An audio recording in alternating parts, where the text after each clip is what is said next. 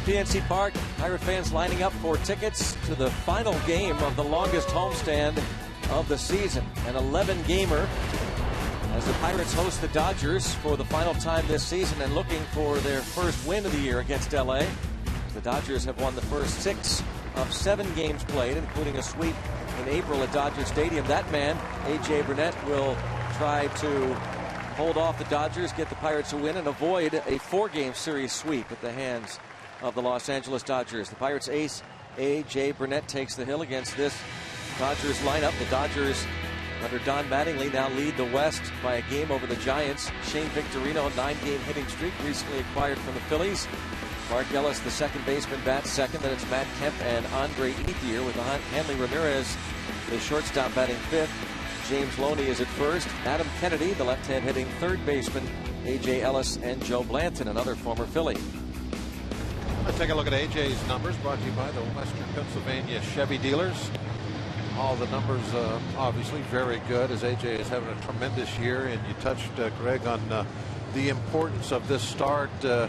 It's been like that now for a while with A.J. Every time he goes out there, the second half, it seems like it is a big game for us. And the ace is out there, and more often than not, he has come through. But we need this game today, get a little bit of momentum going into St. Louis. A.J. needs a good one. Neil Walker not in the lineup today. That dislocated pinky finger of the right hand is taped up. Pirates hoping not to have to disable him and maybe back in a few days. Pirates defensively look like this. Andrew McCutcheon in center, Starling Marte in left with Garrett Jones in right. Pedro Alvarez, Clint Barmas on the left side. Jordy Mercer makes his first big league start at second. Gabby Sanchez at first, and Rod Barajas, of course, catching A.J. Burnett. Mercer played a lot of second base coming up through the Pirates minor league system, so that is not an unfamiliar position for him. The rookie who has started all of his games this year at the big league level at shortstop. That would be a total of 8 games at short. And Shamaiko Navarro, who started the year with the Pirates, is back. I showed you the transactions, the moves that were made by the Pirates. And again, without Neil Walker, one of their top hitters. So an offense that has been, maybe you call it inconsistent this homestand, but I think it all comes down, Bob, once again to that man on the mound. That's why the Pirates have struggled this homestand. They're 3-7 in this 11-game homestand, and this man really seems to relish the opportunity to put a foot down, as his skipper likes to say. He's really become a focal point as far as leadership in that clubhouse. And one of the things you have to do at times is lead in between the lines, not just in the clubhouse, but you got to go out there and have a big game with the bat or shut somebody down when you're pitching. That's what I would want from A.J. this afternoon. Shut the Dodgers down. Turn this thing around real quick. There's a lot of baseball yet to be played. No time to hit the panic button. But you don't want to have to play catch up. Been in that second place area for quite a while right now. But I don't know how long it's been, but it seems like we've been talking about, well, if the season ended today, we'd be fine. Today. Well, we're about to fall out of that for the first time this year, where we won't be able to say that. And that's not a good feeling. Need to win today. Wandy Rodriguez struggled in last night's game. 1-ball, 2-strike count on Victorino. 9-game hitting streak for him. A little dribbler. And then off the hill. Quick shuffle and on to first to get Victorino. To our Rivers Casino tips to win from Bob. A couple of guys in the lineup have real good numbers against Blanton, and that's Pedro and Rod. Alvarez and Barajas, obviously. And I want to talk a lot about the first pitch today and how important it is both on offense and defense. We're going to look at some numbers, but with Blanton out there especially, there is a really huge difference between when he throws strike one or when the hitters put the ball in play on an 0-0 count. When we are hitting, we're going to watch that first pitch to every hitter. It's going to be an important thing today. And even with A.J., we're going to look at some of A.J.'s numbers also, and we're going to compare them to the rest of the National League. But that first pitch has a big impact throughout the ball game every night. And I don't think we talk about it too much. And there are times where people will say, why do you swing at the first pitch? Why do you swing at the first pitch? And we're going to see that that's not necessarily a bad thing, as long as you're getting a good pitch to swing at.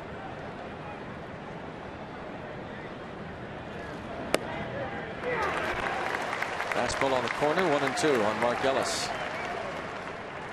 A.J. Burnett, 3-3, 338 career earned run average, 8 starts against the Dodgers. First time he's faced them this season.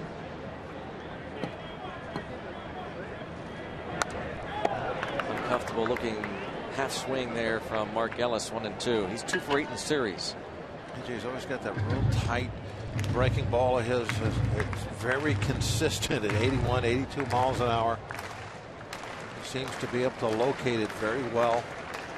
He'll move it a little further out of the strike zone when he gets ahead, and he'll be able to throw it in the strike zone when he's behind. Here it comes again.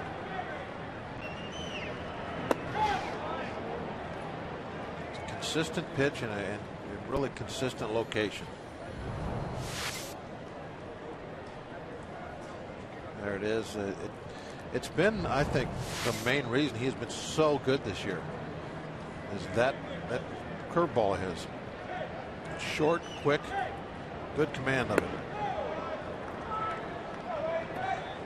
3-2 now.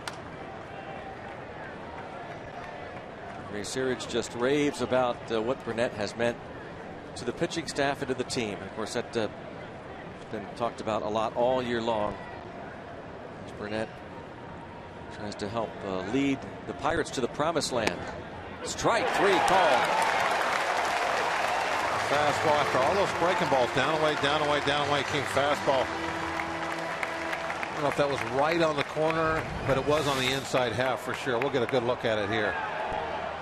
Yeah, pretty much right on the corner.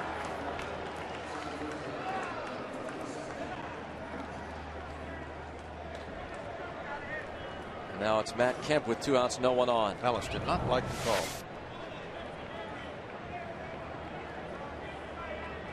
Home plate umpire Angel Campos.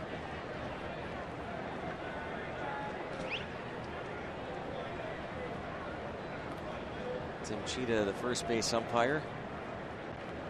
And crew chief Jeff Nelson at second. And Bill Welke at third. Matt Kemp has a 7-game hitting streak. He's hit safely in 16 of the last 17 games played. Batting average of .356. See 66 games. He's missed games because of a hamstring injury that landed him on the disabled list twice. 1-1. Well, the Dodgers have really had a tough time with injuries. Key players. Don Mattingly has done a nice job despite those injuries. And as we discussed last night, the Pirates have been actually pretty fortunate. There's that curveball again. 1-2. Good, tight, excellent spot.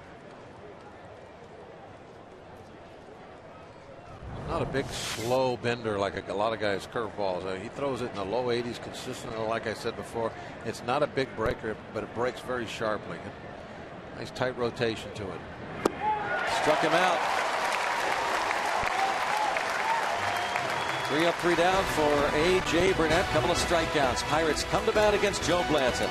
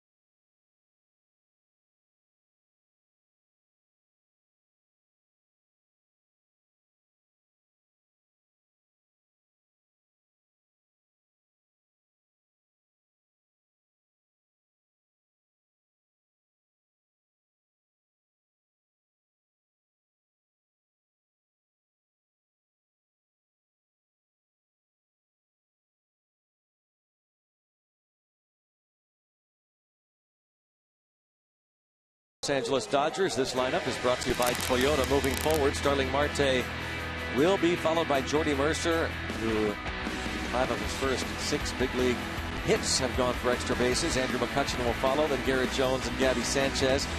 Pedro Alvarez at third base, Rod Barajas, Clint Barmas, A.J. Burnett.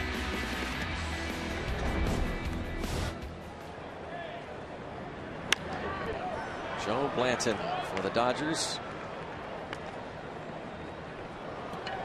Take a look at Joe's numbers on the season. Not all that great. The ERA's creeped up there a little bit on him this year, but he's still a very capable big league starting pitcher. Can go out and beat you as he did earlier in the year to the Pirates. Likes to work upstairs a lot. Get a lot of flyouts. 31 years old. Third start with the Dodgers. Check swing on a foul ball. Marte tried to bunt his last time up. His last pitch. She tries to do about at least once a game, trying to get better at that. That bunt should be a big weapon for him, but he's not had a lot of success at major league level so far. Early going. Breaking ball, and he checks his swing. Bill Welke says no.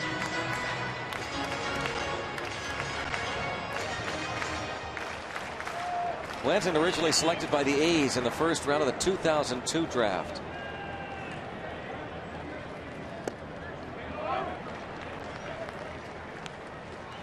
Kind of overshadowed in Philadelphia over the last few years with all the star pitching that they have in Philly.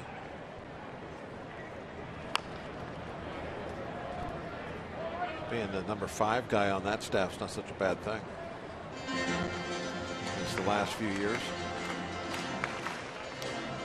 Teammate Shane Victorino actually was acquired before the deadline. Blanton came over a couple days after the non-waiver trade deadline passed. Bounding ball, shortstop coming in. Ramirez, a little hesitation and an infield hit for Starling Marte. Hanley could not find the handle on it.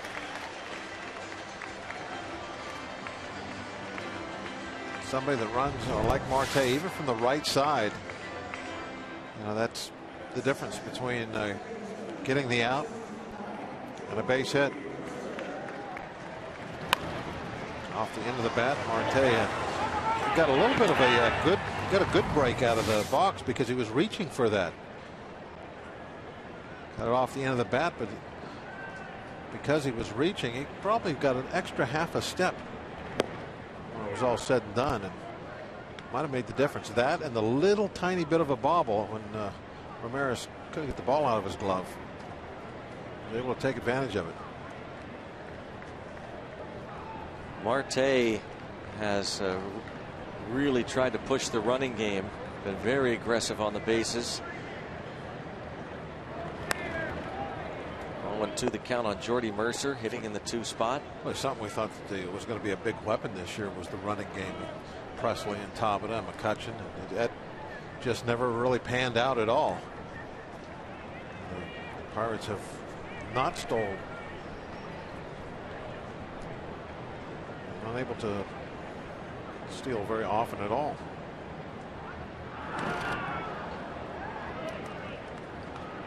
Four out of 5 major league level so far in stolen base attempts for Starling Marte. Hopefully Marte will make a little bit of a difference in that, because you look how many bases the Pirates have stole. It's near the bottom, not at the bottom of the league.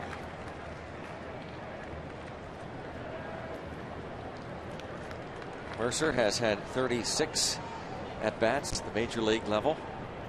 It really kind of, looking at the running situation with the Pirates this year, creates a nice discussion about baseball and the stolen base.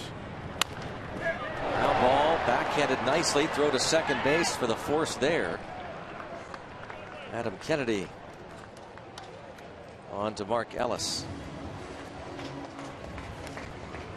Now Andrew McCutchen. EFC achievement for the achiever in you. Andrew McCutchen, a career high now. 24 home runs. Hit this one into the shrubbery in dead center field last night. 24 homers, 72 RBIs for the major league leader in batting. 358.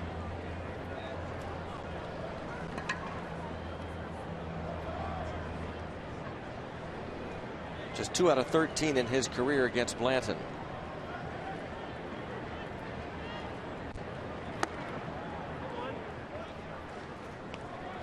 Back to those conversation you can have about the importance of the stolen base with the Pirates there. It really give fuel to the side of the argument that stolen base really doesn't mean a whole lot, because they have not been able to prevent the steal at all this year. I mean, those numbers are depressing to look at.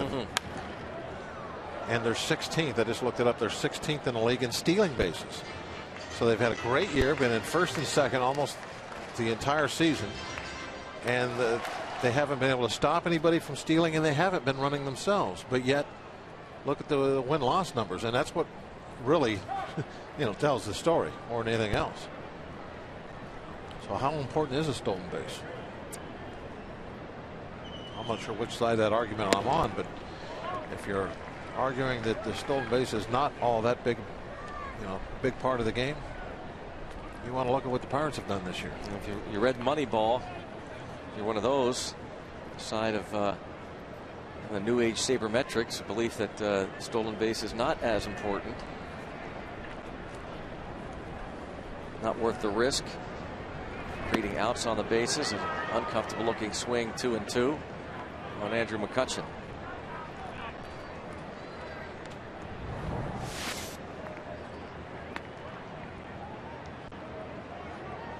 Not a very good swing at that one.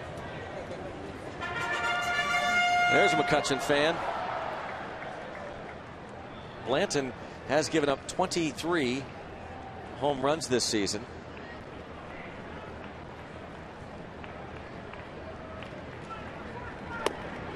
Pitch just missing. The 23 home runs allowed ties him with Mike Minor, the Braves, and Ian Kennedy of the Diamondbacks for the most given up in the National League. Maybe kind of coinciding with that, the fact that he doesn't walk many, averaging 1.3 walks per 9 innings, the fewest in the league. Hits a lot of fly balls, doesn't walk many, and played his home games in Philadelphia most of the year. That means home runs. Runner goes on the chopper by McCutchen. Jordy Mercer was off on that 3-2 pitch.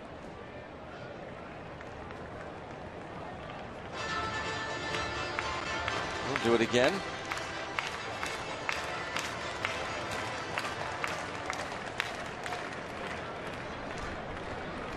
Top 3: Blanton, Kennedy, Minor.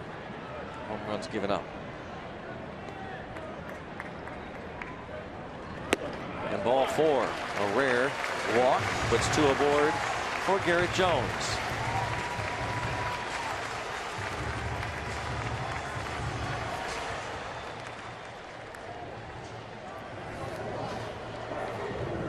Jones 0 for 2 with a sacrifice fly last night, 5 for 10 in the series. And now with 58 runs batted in,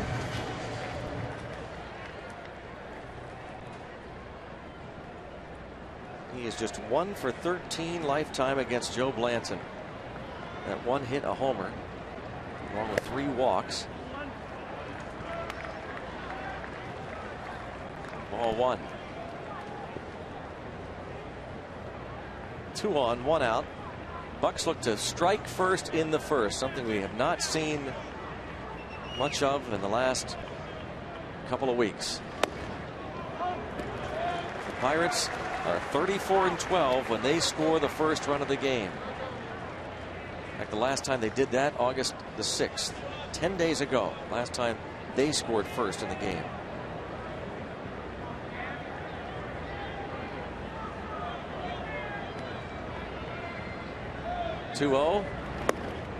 And 3 balls, no strikes. I like the way this game is opened up. For sure. That AJ really have a nice easy inning. A couple of Ks. And now Blanton is, hasn't given me runs yet, but seems to be scuffling. That control, which is uncommon.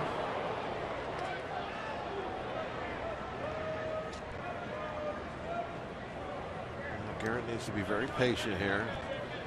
Pick out something that he can really drive hard. No reason to be swinging at a pitcher's pitch at this point. Working him away.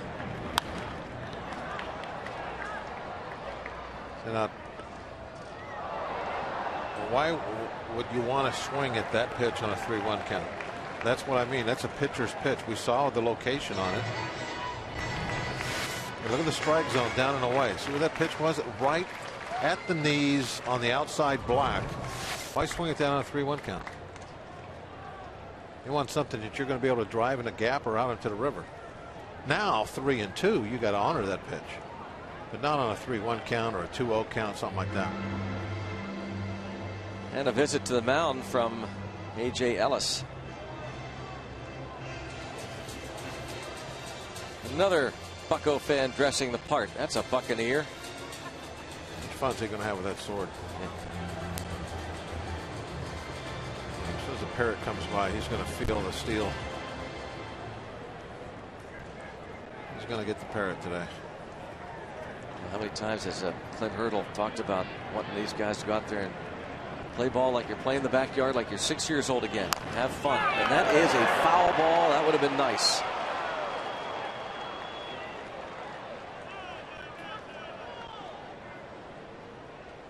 Call made by Tim Cheetah right there.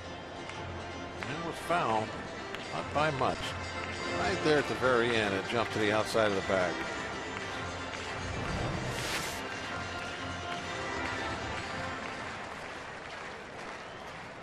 Once again, Angel Campos behind the plate. Cheetah, Nelson, and Welke.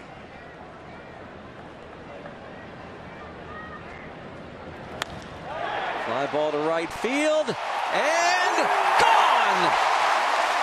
G.I. Jones gives the Pirates a 3-0 first inning lead, and how good does that sound?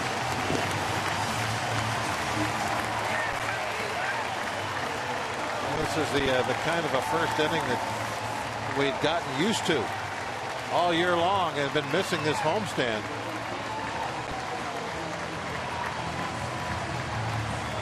'18th of the year. 61 RBIs for Garrett Jones.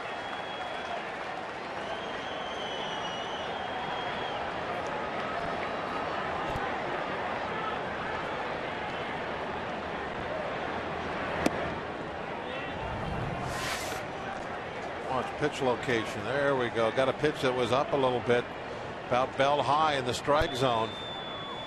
Out over the plate, outside half.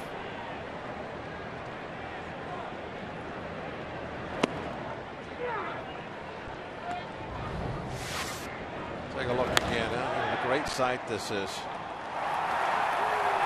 The Pirates' offense this year, talking about how they really haven't done much on the running game. It's been the home run ball. That's been the offense.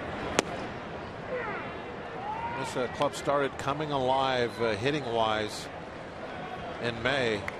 It was the home runs that led the way.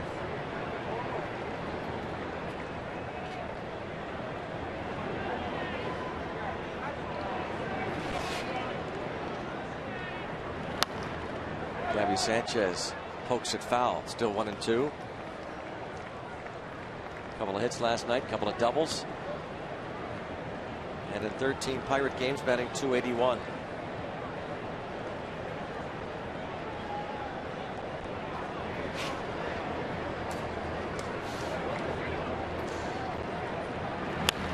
They are having fun. Gabby's going to pull this all the way into the that ball's going to land where few baseballs land. Bounced up above. Yeah, the ball got into the upper deck and then came down.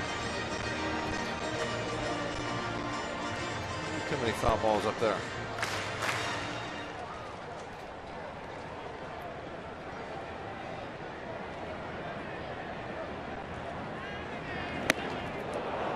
Up and in.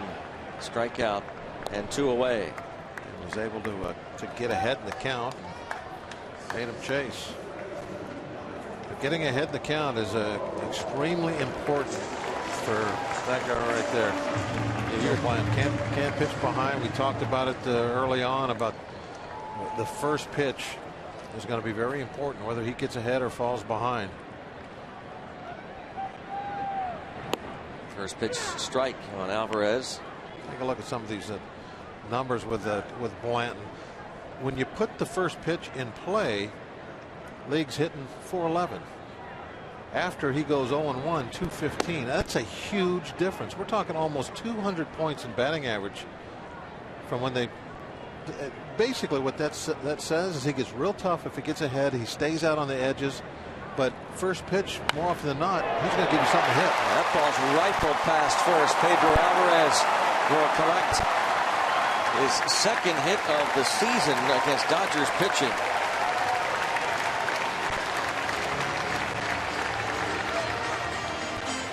Yeah, that's a good one there. Where are you when we need you? And by the way, ban the DH. Yeah, just a little side note down at the bottom.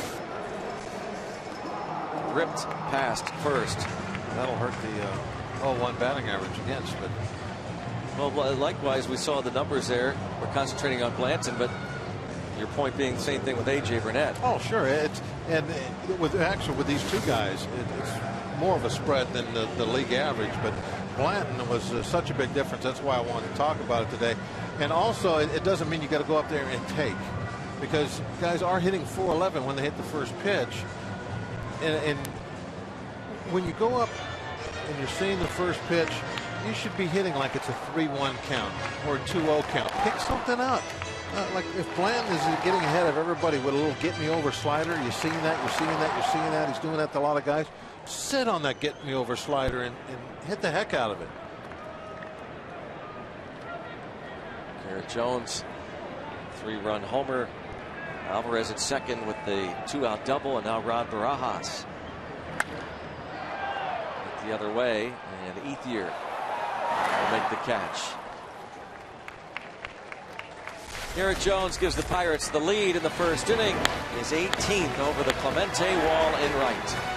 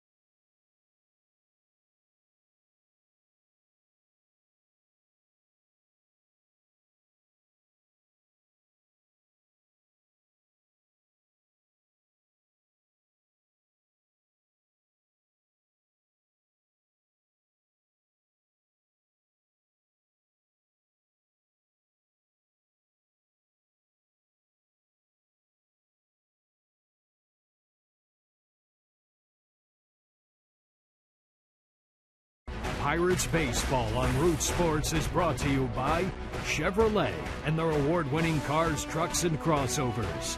By your Toyota dealer, where quality, dependability, and good MPG all come standard. Toyota, moving forward. And by Day Automotive. We're going to make your day. Let's go, Bucks. 3-zip, Pirates lead it. On to the second inning against the Dodgers. Garrett Jones, 3-run homer, his 18th of the year, and now he has 61 RBIs. Now the Pirates are the second team in the National League to have 4 players with 60 or more RBIs, along with the St. Louis Cardinals. Neil Walker, Andrew McCutchen, Garrett Jones, Pedro Alvarez with 60-plus ribbies. Carlos Beltran, Matt Holliday, David Freese, Alan Craig, the 4 Cardinals. The Pirates will be in St. Louis for 3 starting tomorrow night. Alexander Ethier fouls a pitch back out of play. Cardinals will host the Diamondbacks tonight,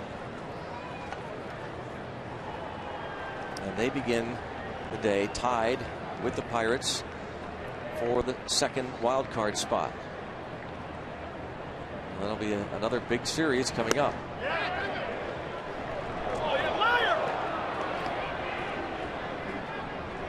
Milwaukee said no, that Ethier did not offer at the pitch. Sounded like the dugout was real pleased with that call. Our crowd mic picked up some disagreement.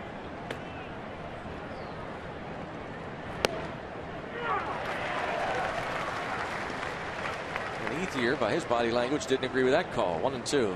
Umpires are never right.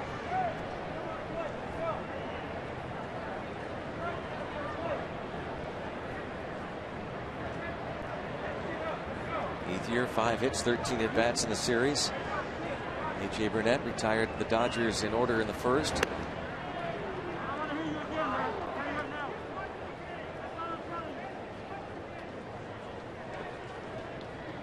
Ethier's average up to 288 now in the year. 3 hits last night. So he just got tossed, and boy, sprinting out of the dugout comes, I think that's Rick Honeycutt. No, that's Mattingly. Boy, Campos turned and tossed somebody. I assume it's well, maybe, oh, he must have tossed Kemp. Matt Kemp must have been tossed, and look at this, Mattingly trying to keep him away from the crew here. Yeah, Kemp has to keep a cool head, because I mean, if he goes crazy here, he's going to get suspended. Yeah, no question. And they're in a pennant fight. They're locked in a battle with the Dodgers. He's got to be smarter than that. I mean, okay, he gets thrown out of the ball game, but it's just one game. If he continues what he's doing, look, he's pushing the umpire. Boy. I mean, what is he doing? Man. Why is he doing that?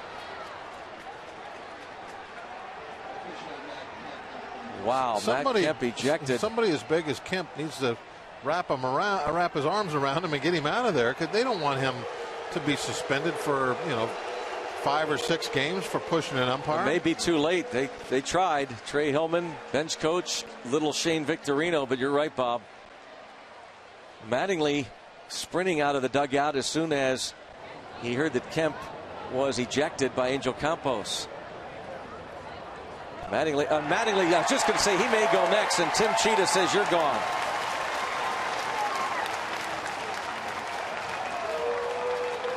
So Matt Kemp, their MVP candidate, has been ejected by the home plate umpire Angel Campos, and now Don Mattingly is tossed, and now Mattingly does a little bit of shoving.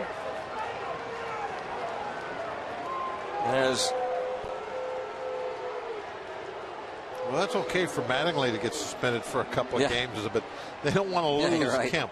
The on-the-field guys, especially the star players, this time of year, you can't be missing days because you bumped an umpire.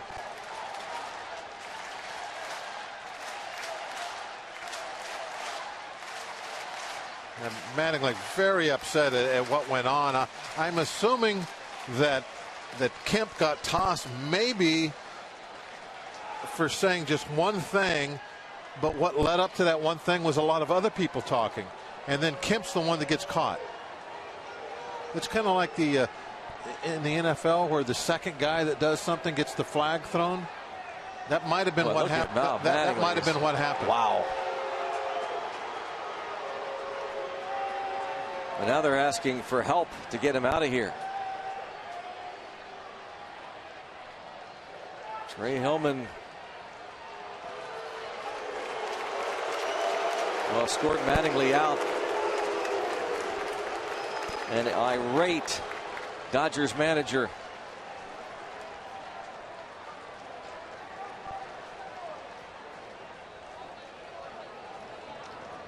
First, we'll take a look at Kemp. This was after he was tossed, obviously.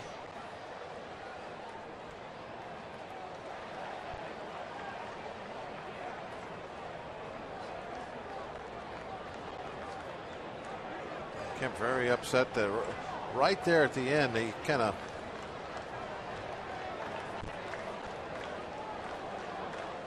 boom. Cheetah, magic word. I don't think he liked the pointing in the face either. That might have been the magic point too. Yeah. Word and point. Back to the action with Kemp and Mattingly both ejected.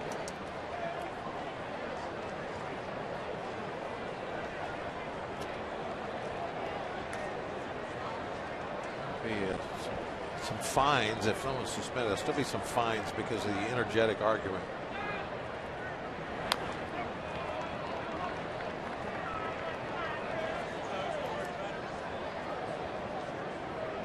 But for Kemp to react the way he did, he obviously thought that he didn't cross any kind of a line that he should have been thrown out on. So I'm guessing that there were some other guys over there that were chirping, and then maybe Kemp said one thing, and then he's the one that got tossed. That might have been the scenario, and if that was, that would explain why Kemp was so upset.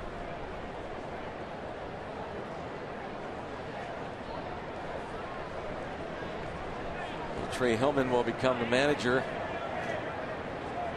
bench coach, and one-time skipper of the Royals.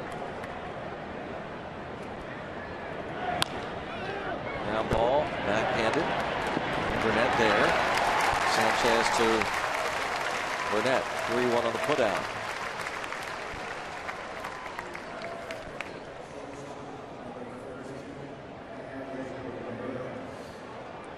And it brings up Hanley Ramirez.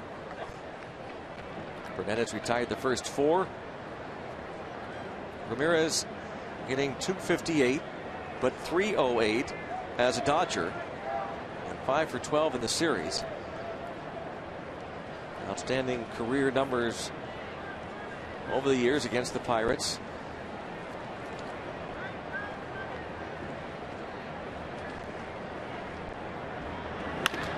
Ground ball to the shortstop, Barnes.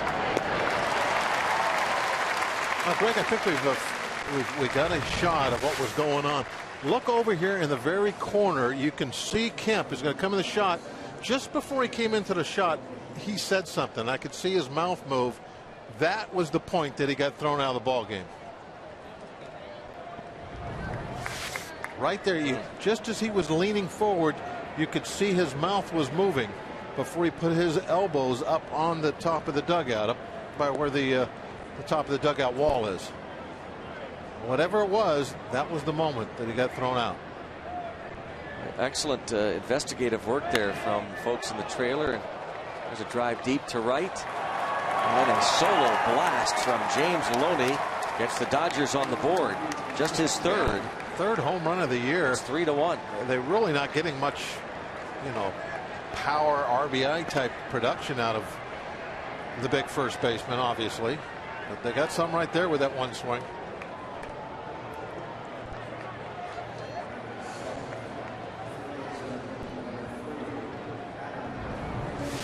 Here it is. We were talking about first pitches of being a vulnerable time for a pitcher. Fastball down the middle. A pitcher wants to get ahead because he knows how important it is for him to go 0-1. The stats bear that out. So sometimes that's the best pitch you're going to see. So you have to be aggressive and a little patient at the same. Aggressive to where if it's down the middle you go for it, but patient to where if it's a pitcher's pitch you say pass. You can't just go up there saying, okay, I'm taking no matter what. That's not the way to do that. And the stats bear that out with AJ, but with Blanton, they're really over the top. See, AJ 357 on the first pitch. If they put it in play, that's what the opposition hits. 411 with Blanton. But look, if it's strike one, look what happens to the hitters after that if they can get strike one. With AJ, the league hits 167 if he can throw strike one. First pitch, very, very important to both these guys.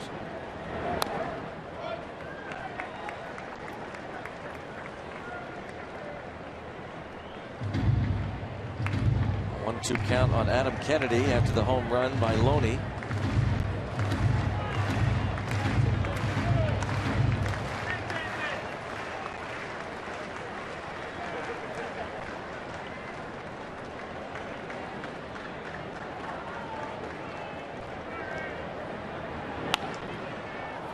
And Marte should handle this one rather routinely. He does. 2 outs. The home run by Loney. Then the fly out to left and a couple of ejections. 3-1 Pirates.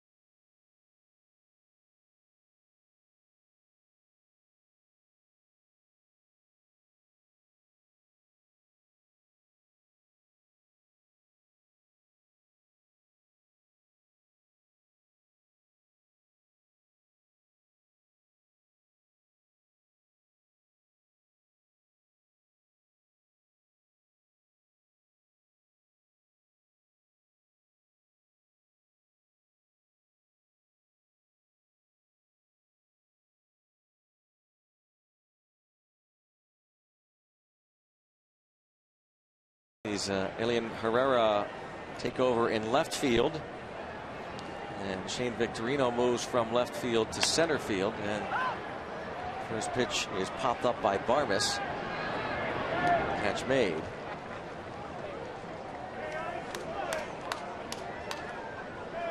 And Coletti made a lot of moves, including getting Ramirez and Victorino and Blanton, even though both come with fairly heavy price tags yet. Blanton and Victorino both the end of their contract years. I think that things have kind of settled down ownership-wise in LA, and Los Angeles has always been one of the big spending franchises. There's a huge television market of Southern California behind them. All the Dodger history over the years, and now that their ownership situation has been ironed out, probably line drive stabbed by Kennedy, and Burnett robbed of a hit. Oh, absolutely tattooed. Hardest Burnett has hit this year. But I think they're going to go back to the ways of the big spenders like Philadelphia and the New York teams.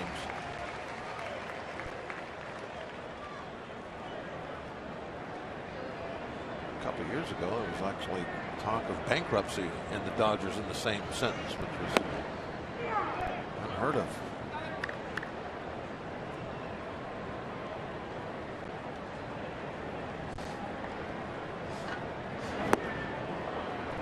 Marte reached on an infield single in the first.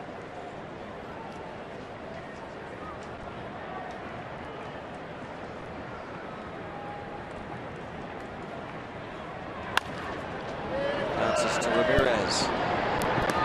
This time Ramirez retires Starling Marte. Through 2 innings, Pirates lead 3-1.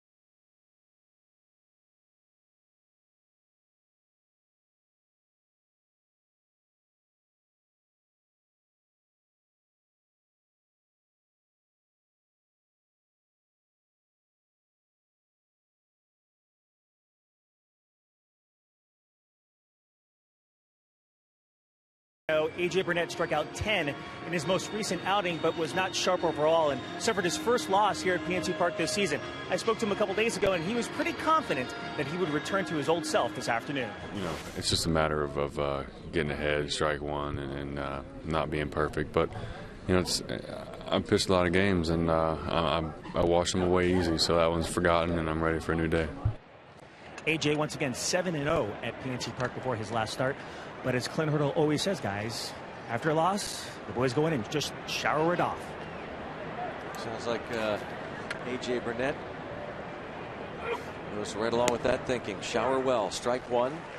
Thanks to Dan Potash. A.J. Ellis facing A.J. Burnett. I like what he said there, too. He said, hey, let's just go back to get ahead, throw strike one. Kind of goes along with the theme what we've been talking about here first couple innings. So important for the pitcher to work ahead in the count. And flip side, important for that hitter when he steps in. If the pitcher is going to take liberties and just throw one down the middle so he can get ahead, you got to be ready to hit. Cat and mouse game. And up the middle, here's Mercer.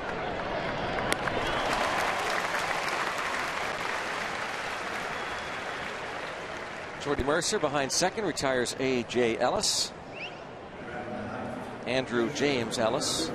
Alan James Burnett on the mound for the Pirates, and looking to become the first 15-game winner since Todd Ritchie went 15-9 for the Bucks in 1999. We had a 15-game winner here at PNC Park.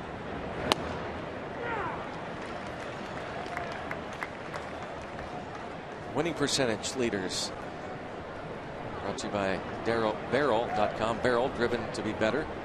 Kyle Loesch, R.A. Dickey, A.J. Burnett. Here comes Pedro Alvarez. The pitcher, Blanton, is retired.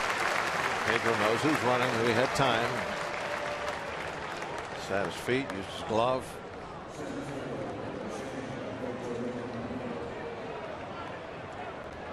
Victorino wants to hit that same ball. Pedro's got to come in and throw off the wrong foot, take the ball barehanded.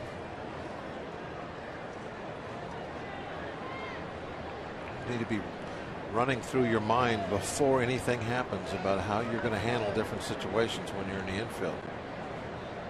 And the speed of the runner is one of the big variables you have to consider.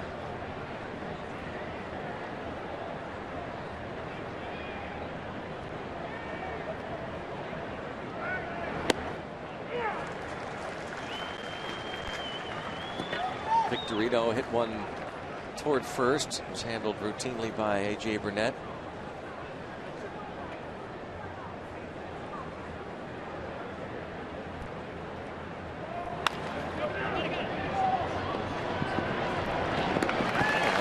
run. 1-2-3. Mercer to Sanchez. A 7-pitch top of the third. 3-1 Bucks.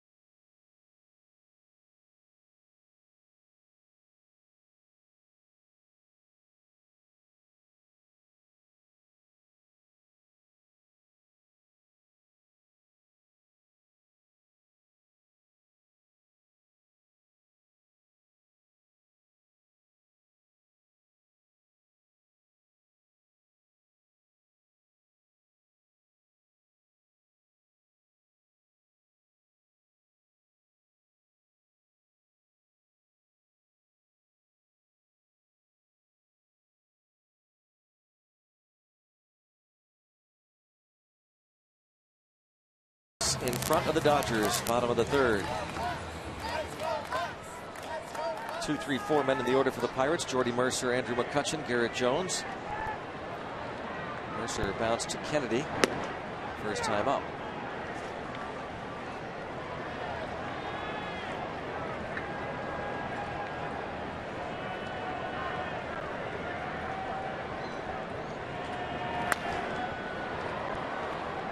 Oh, 2. He has played a lot of second, a lot of short throughout his minor league career. As we said earlier, 3rd round pick of the Pirates in 2008. He and Chase Darno have kind of gone back and forth up the middle over the years.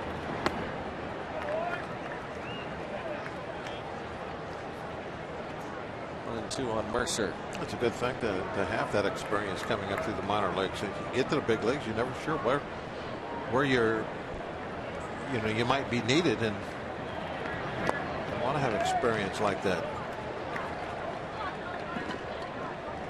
I mean, look at Walker's story. If there's a little lesson there.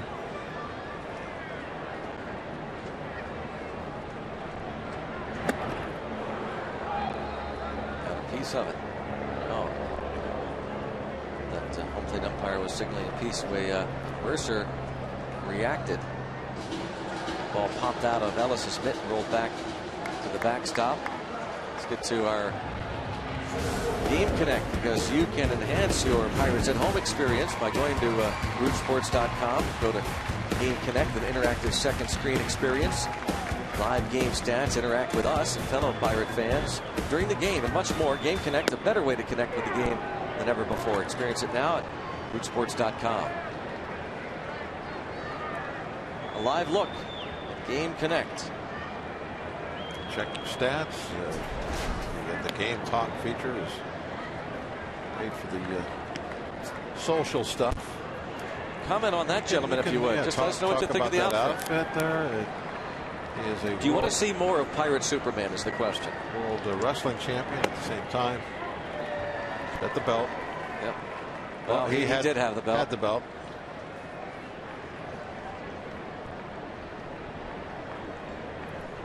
Not a very good buckle on that belt, apparently. Some would call that a wardrobe malfunction, as they did in the trailer. 2-2.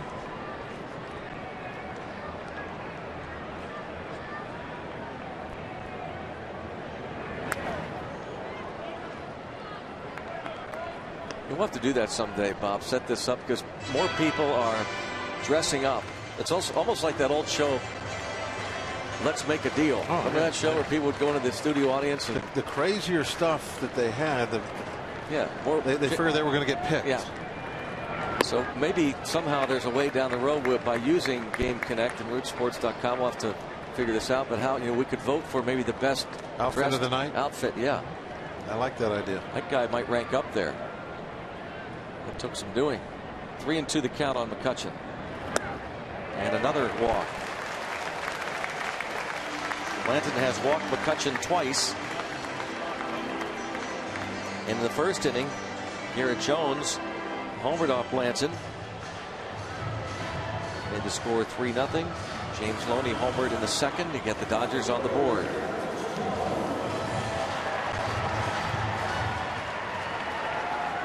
Quite a month of August for Garrett Jones. Hitting close to 400. 5 doubles, a couple of homers, 12 RBIs.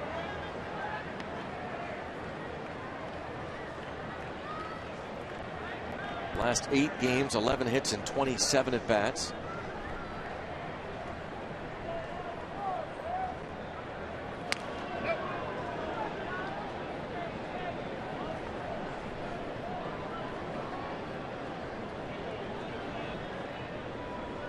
One out. With McCutchen on at first and Jones at the plate.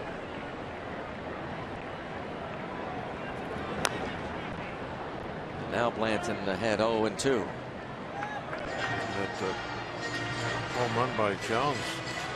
He has passed Pedro Alvarez in RBIs now. Pedro at 60. Jones is 61.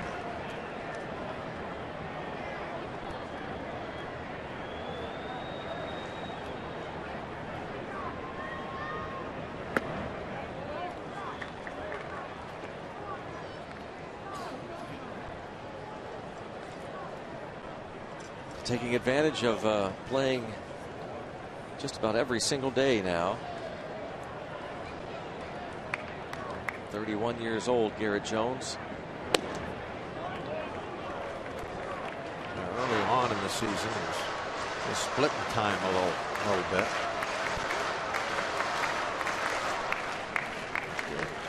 Not anymore. It's a day off against a lefty every now and then, occasionally, but still, he's got over 300 at bats.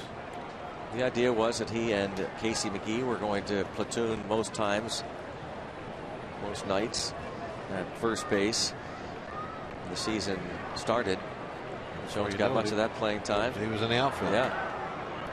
Gabby Sanchez taking over that role of platoon mate with Garrett Jones, but as you said, Jones getting most of the starts, even sometimes against lefties. Tapia ended up not hitting. And Presley also not the offense they were looking for. And just there seemed to be continually an opening spot out in the outfield, and that's where Garrett was getting a lot of time. Coors cold hard blast. Watch the shot once again in the first inning. Beautiful sight to see. A left-hand hitter like big Garrett Jones driving one over that 21-foot high Clemente wall. Cold hard blast brought to you by Frost Brewed Coors Light. 2-2 count. There goes McCutchen. Got a nice jump right at the second baseman. No chance for the double play. He had to come pretty close to Kutch as he was moving to second base. And that one was hit so sharply, that would be a tough one to get out of the way of. See how close this one came. A straight steal, too. He wasn't looking. That ball just missed him. It was a straight steal, so he's not going to look. Yeah, just luck that didn't hit him. Yeah. On a hit and run or a 3-2 situation where you're running to stay out of a double play, you're peeking over your shoulder to see what's going on. But a straight steal, most guys will just focus on straight ahead. They want to get to that bag, and they're not paying attention to what goes on at the plate. The obvious reason for that is who runs at top speed while they're looking behind them. Not too many people.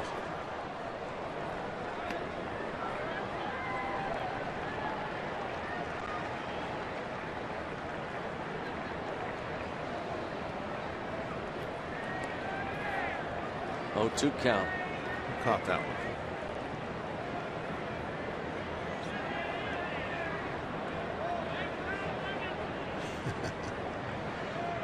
It's the thrill of sports is getting that foul ball, isn't it?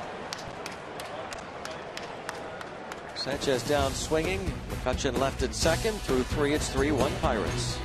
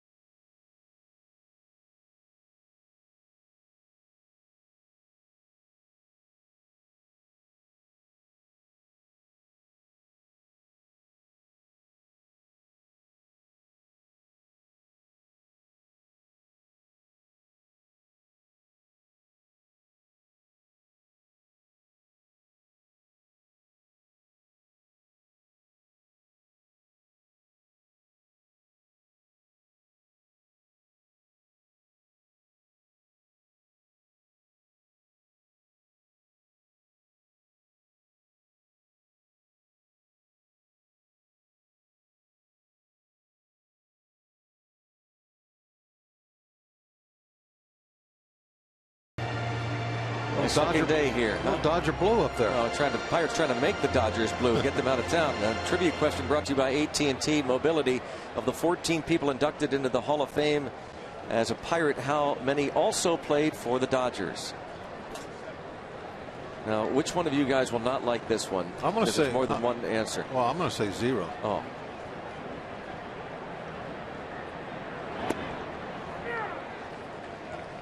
Earlier in the year we had a question. It was 0, so yeah, I'm going to say 0. That was the one that you didn't like. And then earlier in this homestand, we actually put up the qualifiers for all the color analysts, kind of your rule books. When it comes to the trivia question, the dislikes. 1 ball, 1 strike on Mark Ellis, followed by Elian Herrera.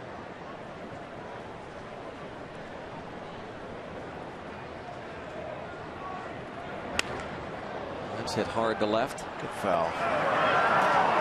Into the seats. Leadoff double for Ellis.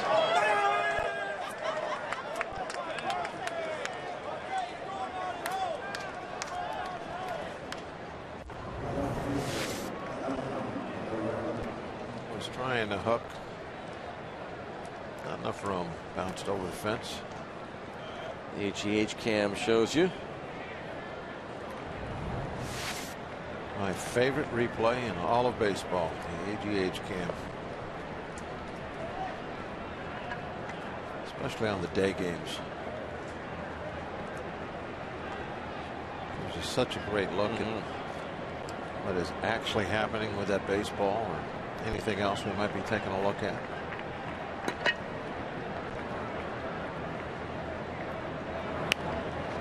Good bunt by Herrera. Thrown away by Alvarez.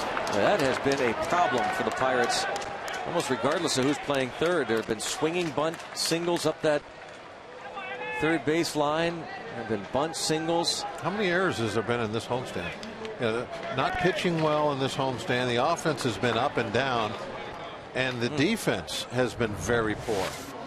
This club has not made very many errors up until this homestand this year. We were in the top in that category, but I don't know if there's been many games of late where we've escaped at least not making one.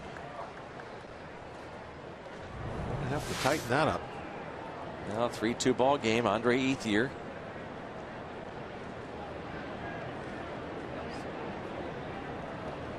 That is the 19th error of the season charged to Pedro Alvarez.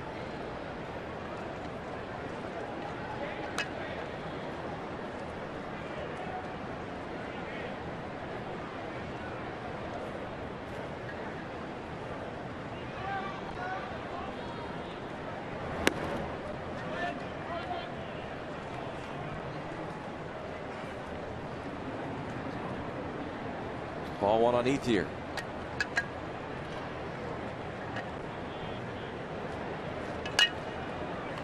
AJ has pretty good stuff this afternoon. Velocity, anyways. He's getting some 93s, a couple 94s up there.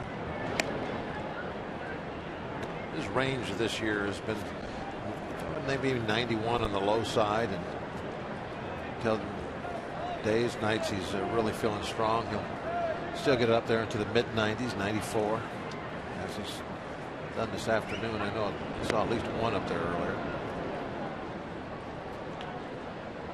Younger days was a very hard thrower, power type pitcher.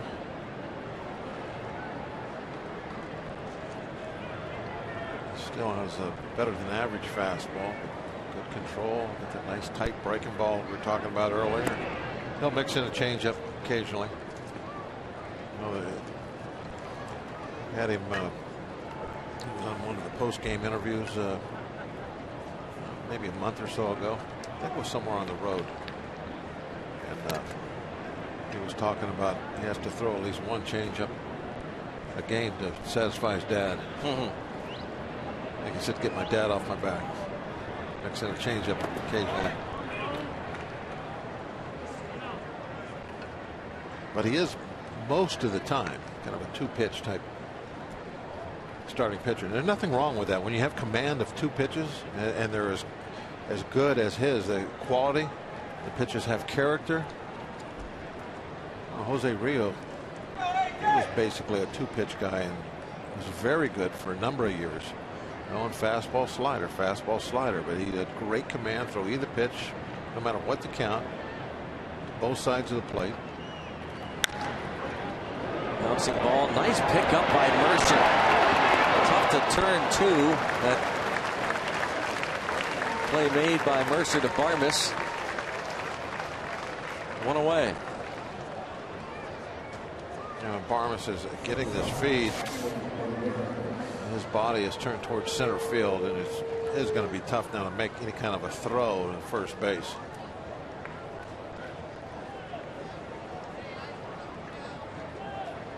Not a double play ball. Just make sure you get one. That's pretty much what they did.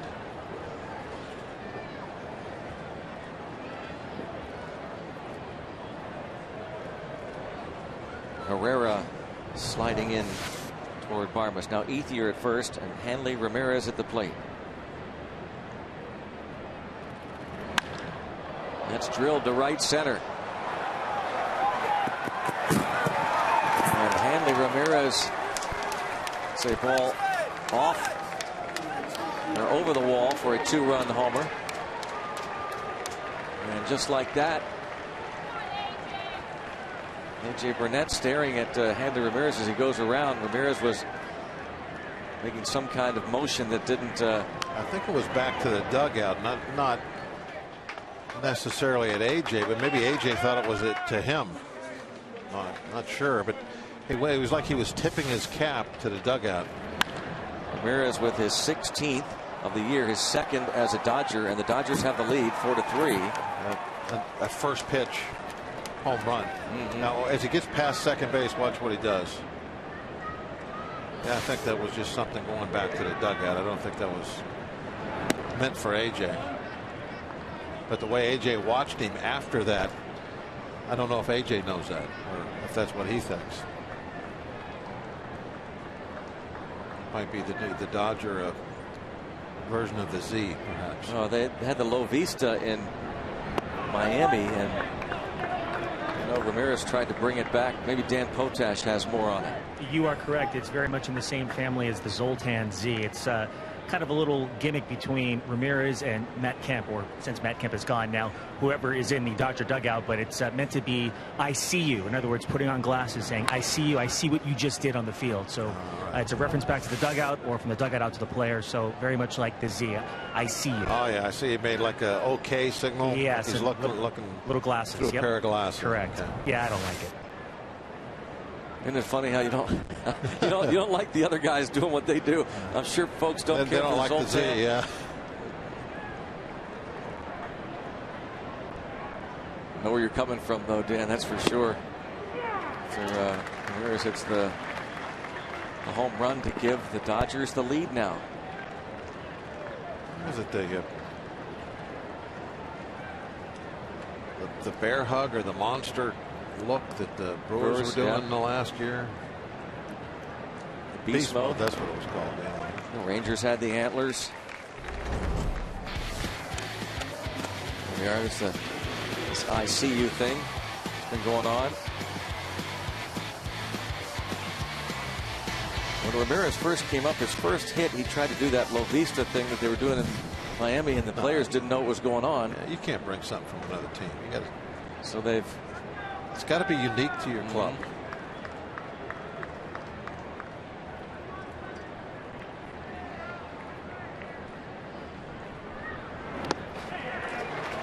And the strikeout. You know what started it all? This all goes back to the high five. Somebody at some point, years and years and years and years ago. Yeah. Don't you think, Greg? Went with like high five, and then it's come to this. Yep. Which is not a bad thing. I'm not saying it's guys having a good time, having fun. I think it's great, but I think the root of a lot of this goes back to the high five. That was kind of the first out of the ordinary kind of celebration type thing that you would see people do anywhere, not just on a baseball field, but anywhere. First variation I can remember of that was when the Mets started doing low fives. They would do it on a home run, coming around third base with the third base coach. They would give five like ankle high, low five, which irritated the you know what out of the other team, at least the team that I was on. But well, the Oakland A's had the Bash brothers. They bashed the forearm, so it does probably go back to that change of just the handshake to the high five. Different sorts of changes made to celebrations over the years in baseball. And here with the Dodgers, they're now changing that Lo Vista that was in Miami, which roughly translated means I view it, I see you. So now they're doing the English version of it here. 3-1 the count on Adam Kennedy.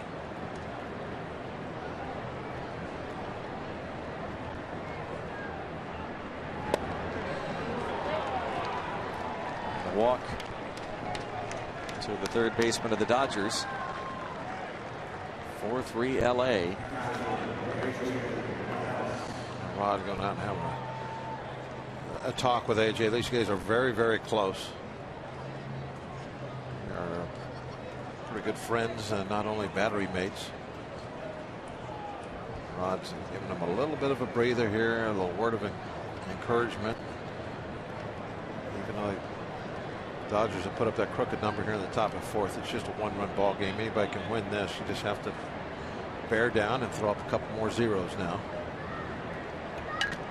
Been very efficient up until this inning. He's only thrown 55 pitches. 20 of them this inning.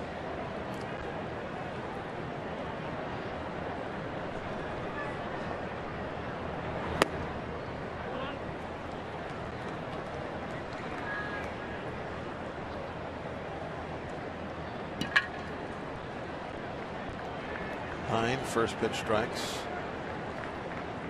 One up, one down, ballpark.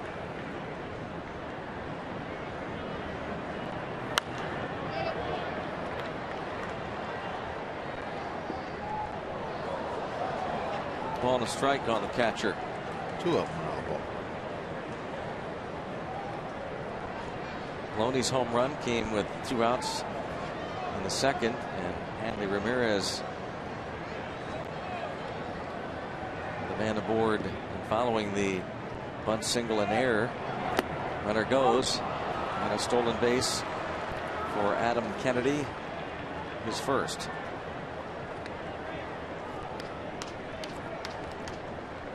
Well, we were definitely talking about this earlier.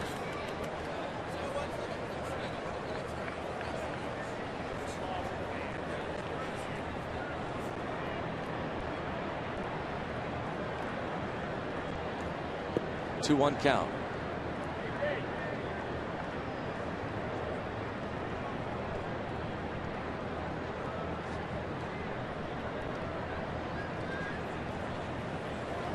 I'll tell you, I did not recognize Steige. I saw Airy and Doug Johnson. Paul Steigerwald. Run away, Steige. Steige. I see you. Yeah. 4-3 on the putout, and 4-3 the score as we go to the bottom of the 4th.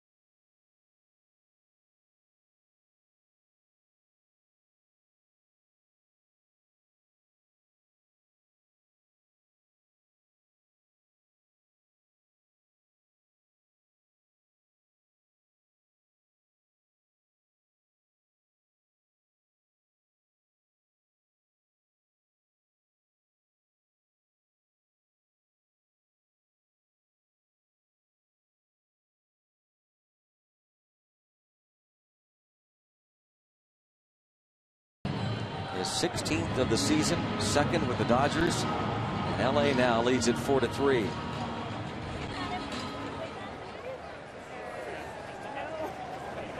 The bottom half of the 4th inning. That looks good, except it's not the pink kind.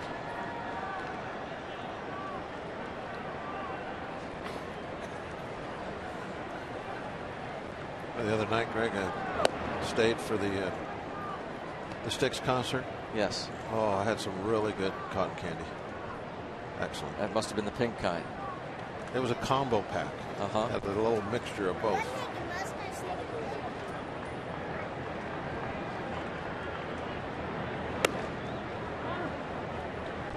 So the mixture you like, huh? Oh, yeah, it was very good. What a great concert that was. Awesome night. A great job. Lifehouse will be the next Sky Blast. And the Sky Blast, the fireworks were incredible. The green ones that go back and forth like a fire hose. Amazing. All along the Clemente Bridge. Bounce to second. Alvarez, who doubled in the first, grounds out to start the 4th. And that will bring up Rod Barajas.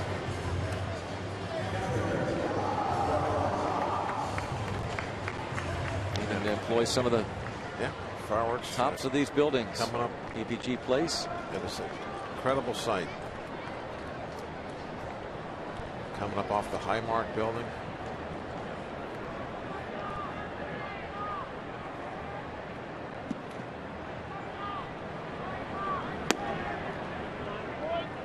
Barajas fly to right in the first.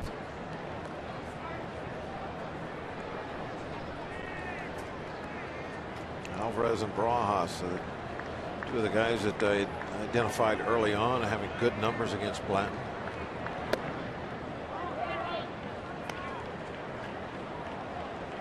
Barajas, all of his hits were doubles that he's gotten off Blanton.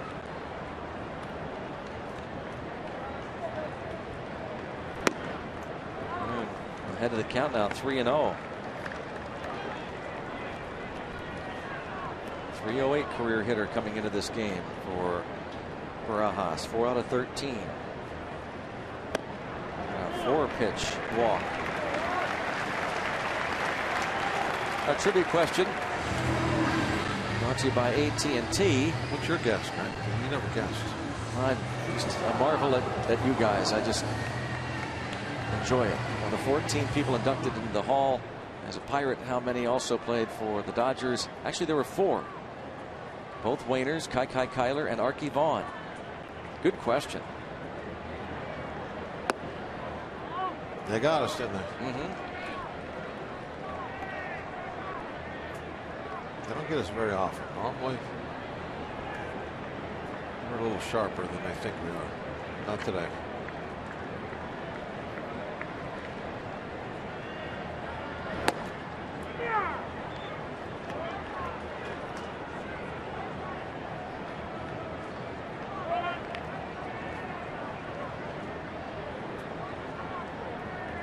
Ball, 1 strike. Hit toward the gap in right center field. Barajas does not run well at all, and he's still going to be waved. He's losing speed along the way. Here's the throw to the plate. He is safe. Just did get in there, chugging along as Barmes hit the gap in right center field. It's tied at 4. Barmes has been getting some pretty clutch RBIs of late. There's a big one. If Barmes triples home Barajas. Take a look at the hit, just breaking ball out over the plate, and Barajas, he doesn't run all that well, and this ball is not. My point being, this ball is not in a deep gap. Right. This is the right center field gap. Dodgers not playing very well on defense to have Barajas score from first base. Now, if that goes into the 4-10 gap, okay, you can see that. Oh, right back to the box. The infield in. Burnett is retired 2 away.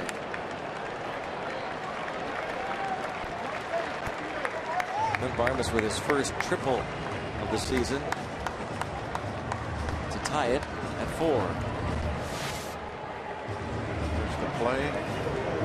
He is in there actually rather easily.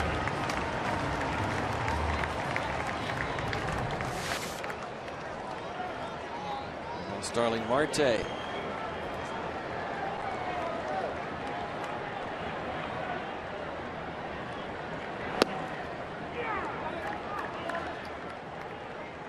Marte 2 and 3 hits now in 15 at bats in the series.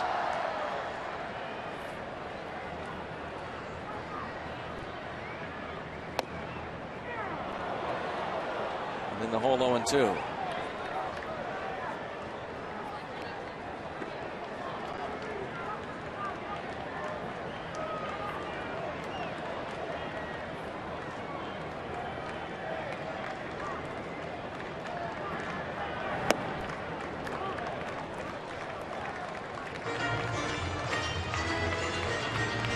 He had an infield hit in the first inning, and he bounced to short his last time up. Both ground balls hit to Hanley Ramirez.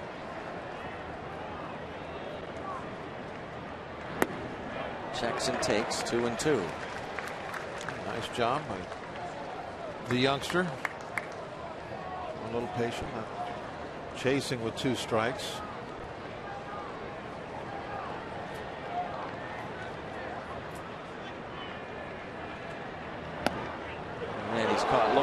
too patient. Barajas walked with one away. Clint Barmas tripled him home, tied at 4.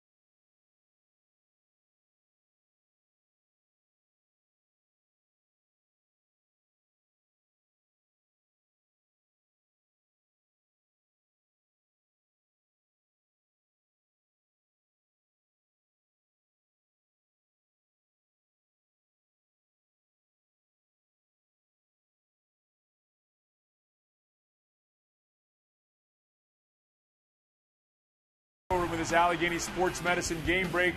Day game between the Rangers and the Yankees. Tied at 5 in the 7th. It's Craig Gentry who drives home a pair with the bases loaded. The Rangers hang on to win by the final score of 10-6. Guys? Rob, thanks. That ends the 8-game losing streak that they had. The Rangers did at Yankee Stadium. And the Pirates trying to snap a losing streak of their own at the hands of the Dodgers. They have lost 9 in a row. I don't know what Burnett was barking at there.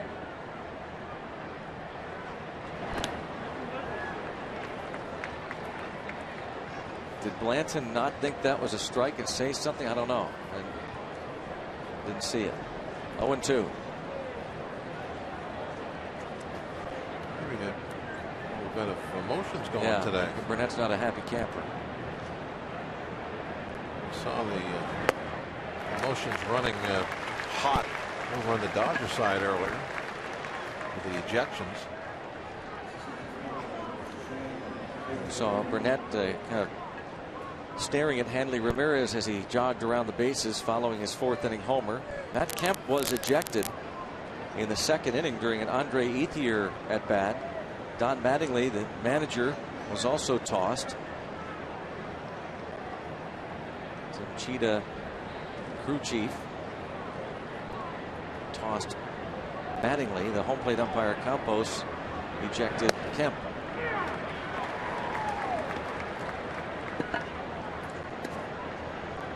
This umpiring crew working all 4 games of this series. It's a 4-game series. When you have a couple, 3 a year maybe nowadays, 4 gamers. Not too often do you see them on the schedule anymore.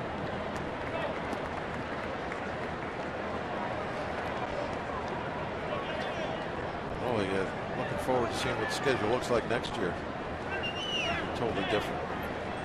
Interleague game taking place essentially every night somewhere.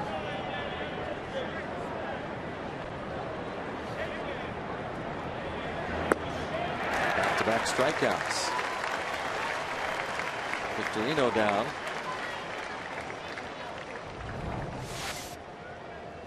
Chasing it. Curveball down.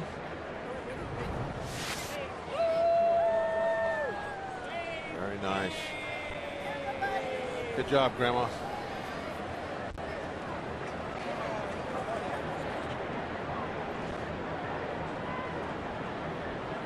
Back-to-back strikeouts, 5 Ks for Burnett.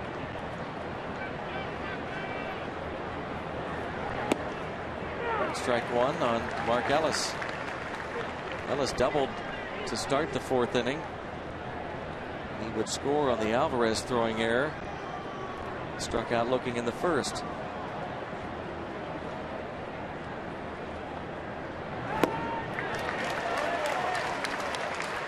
0-2.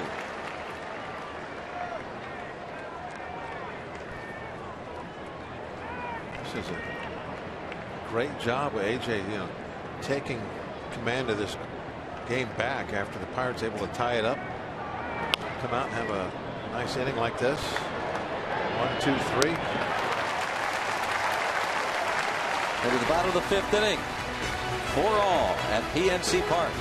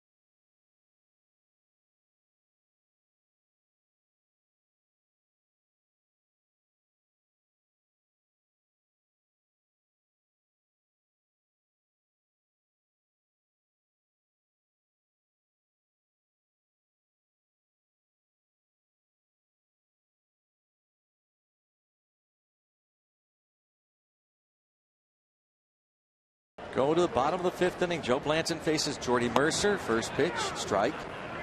Mercer 0 for 2. McCutchen to follow, then Garrett Jones. Nice quick 9-pitch inning for AJ. To keep a little momentum swing we had in the bottom of the 4th back in our favor. Nice answer for the Pirates. Good job Barajas getting around the bases, and Barmas of course knocking him in. That was a tough blow, that 3-run homer by Ramirez. So to answer right away, and then for AJ to go out there 1, 2, 3 inning on 9 pitches, it really kind of cushions the effect of that 3-run inning that the Dodgers had. Home run with a man aboard for Hanley Ramirez. And then Barajas the walk, followed by the Barmas triple. First triple by Barmas in over 3 years. Ball games have that ebb and flow back and forth.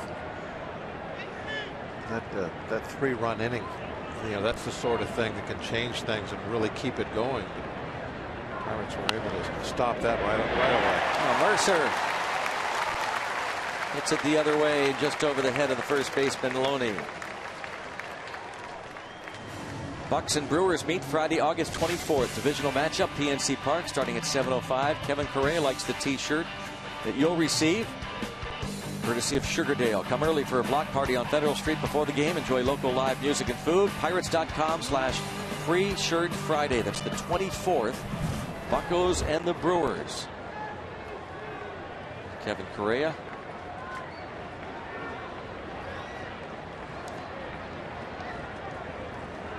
Here's McCutchen, walked twice so far.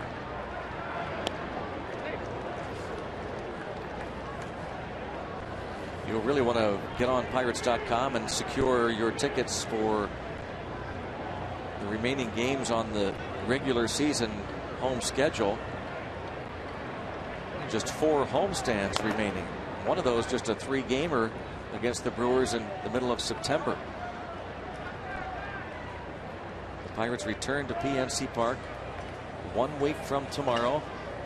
3 with the Brewers, then 3 with the Cardinals.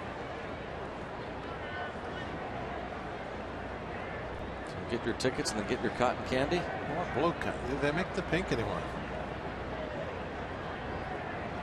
Blue must be the most popular. Well, you told us see that all the time. You told us they had the mix, so we know that, right? I've seen the mix, yes.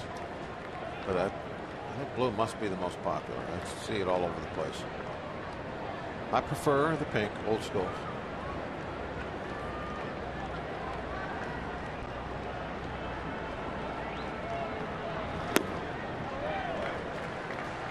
A 2-1 count on McCutchen.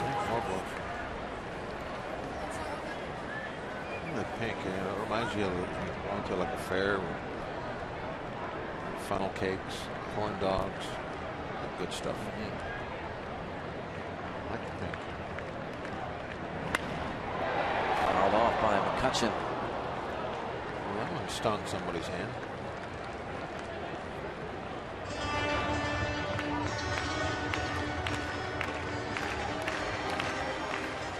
And fries. Ketchup for the fries there. See that? Sure do. And some mustard on the other side. Adds balance. A little of both. Quick throw over. Mercer dives back safely. I guess that's what you call it. It's a balanced diet. Yep. You have ketchup and mustard. See, that's balanced also. You have the peppers on one side, the jalapenos, and cheese on the other.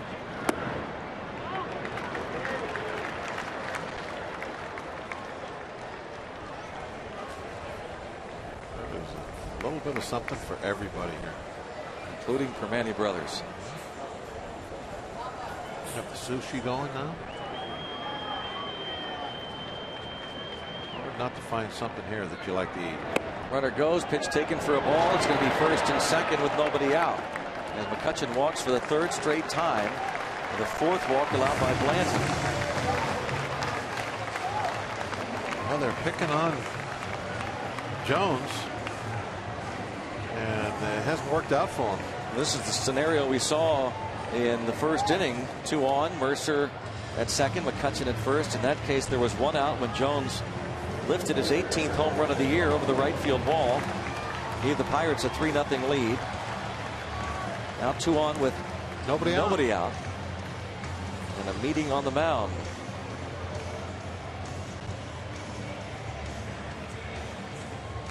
Blanton has thrown 92 pitches. The Dodger bullpen gets working.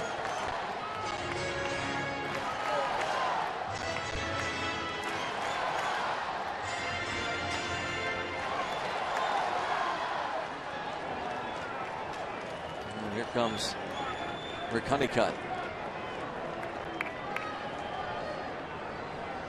Pitching coach for the Dodgers. Trey Hillman now acting as the manager. Don Mattingly was tossed. Follow the Pirates with the MLB.com @Bat 12 app for your iPhone, iPad, Android, BlackBerry, and Windows Mobile. Get live audio, pitch tracking, video highlights, and more. Text @Bat to 31826 or visit Pirates.com for details.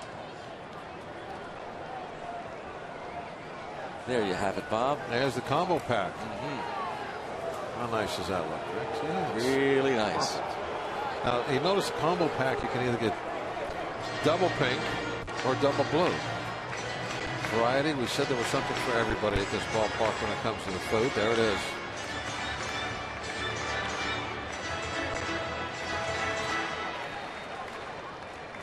Clear the deck. Well, you got the one guy saying clear the deck, the other guy saying cannonball coming. Yes, sir. I like the way they think. Do they know something is going to happen here? Strike is called. Strike on Garrett Jones, who grounded out in the third.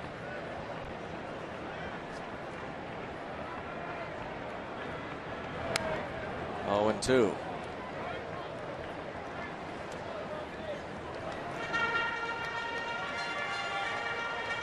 Blanton certainly on the ropes right now. He's giving up 4 runs, 5+ innings. Almost at 100 pitches. High drive. Clear the deck. Cannonball coming and then some. What a day for G.I. Jones. 2 3-run bombs. 7-4 Pirates. Pirates.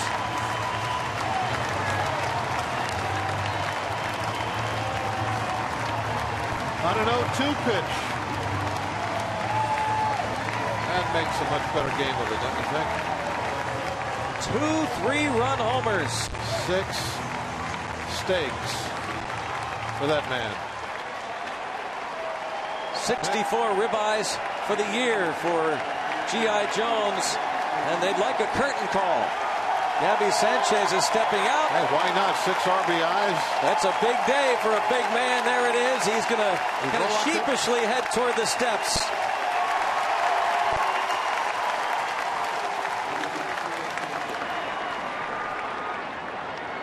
Gabby Sanchez kind enough to step out.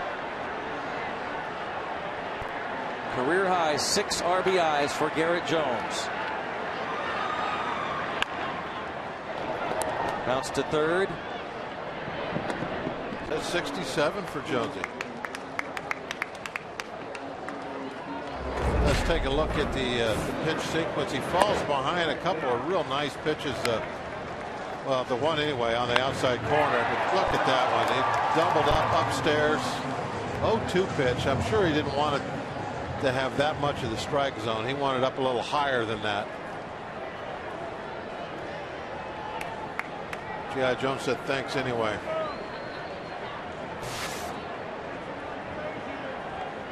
'64 rookies, right? 64 on the end. Puts him just 3 behind Neil Walker. 4th career multi-homer game. Career high 6 RBIs. And not done yet. Just a 5th inning.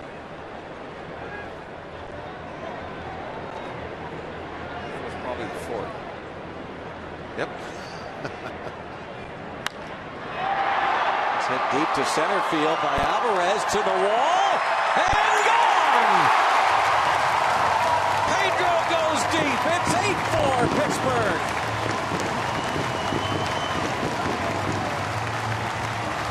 Plant was on the ropes. They're trying to knock him through the ropes out of the ring right now. His 22nd.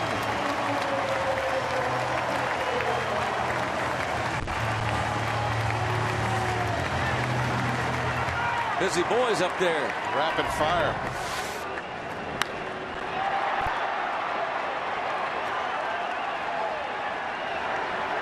See what Garrett Jones thinks of this Pedro blast.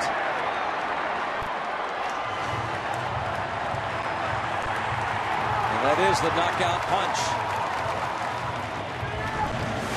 Blanton has given up more homers than any other pitcher in the league. 3 today. Blanton just got thrown out of the ball game. Wow. And look at him sprinting toward the home plate umpire, Angel Campos.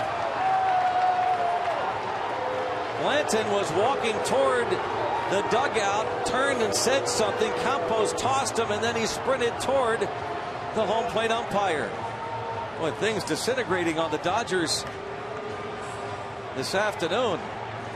After winning the first 3 games of the series, that's 3 ejections, 3 homers, and the Pirates lead at 8-4.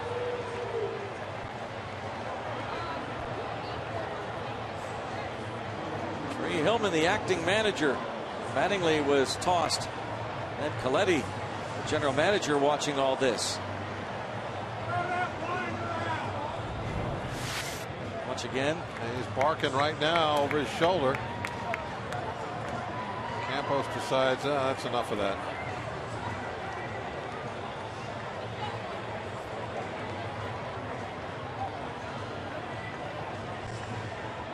He really wasn't barking though. He was just looking at him. He was just staring him down, and then he said just one thing. Whatever that one thing was, that got him thrown out. Tell you about the new pitcher in a moment.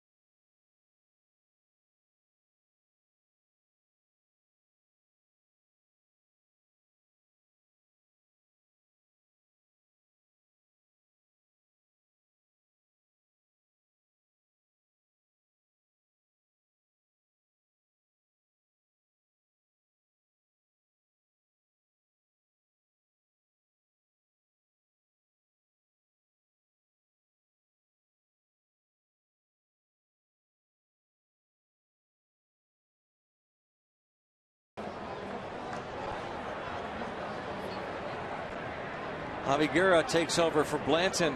Roughed up here today. 4 1/3, 8 runs.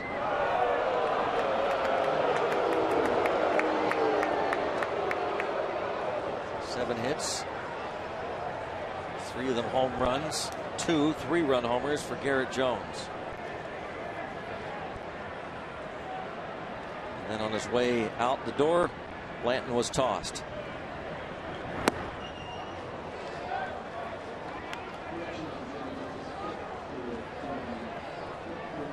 There's numbers.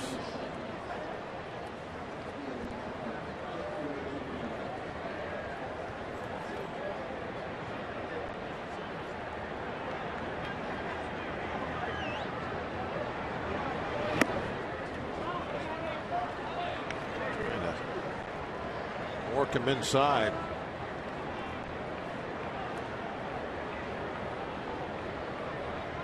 Home run for Pedro Alvarez. 1 out after Jones went deep for the second time. Media Relations Department just updating that, correcting it. It's a 5 multi-homer games for Garrett Jones.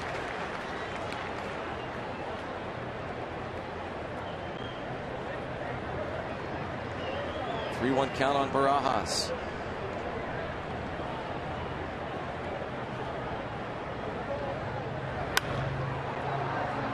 Skies this one up. Stayed inside on the entire bat. That one straight up.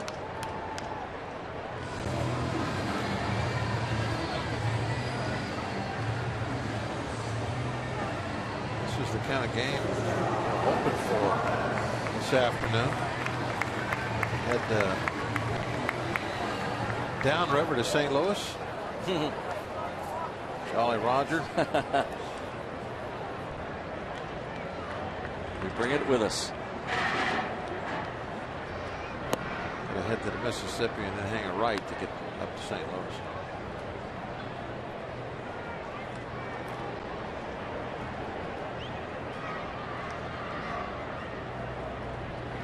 Barma's first triple in 3 years. Last time up, this ball hooking foul. That was an important part of this ball game. That might be the. It's hard to say most important when Garrett Jones is hit 2 3-run bombs, but think about the scenario, the way the game was developing at that point. They had just scored 3 runs, taken the lead, and then Barmas gets up there with Barajas at first and knocks him in from first base, kind of answering what the Dodgers had done right away, immediately. That was an awfully big hit. And then the other thing about that was AJ going out there then and having a real easy 1-2-3 inning, throwing 9 pitches, and the result talked about, okay, that momentum kept it going our way, and now there's a 4 spot up in the bottom of that inning.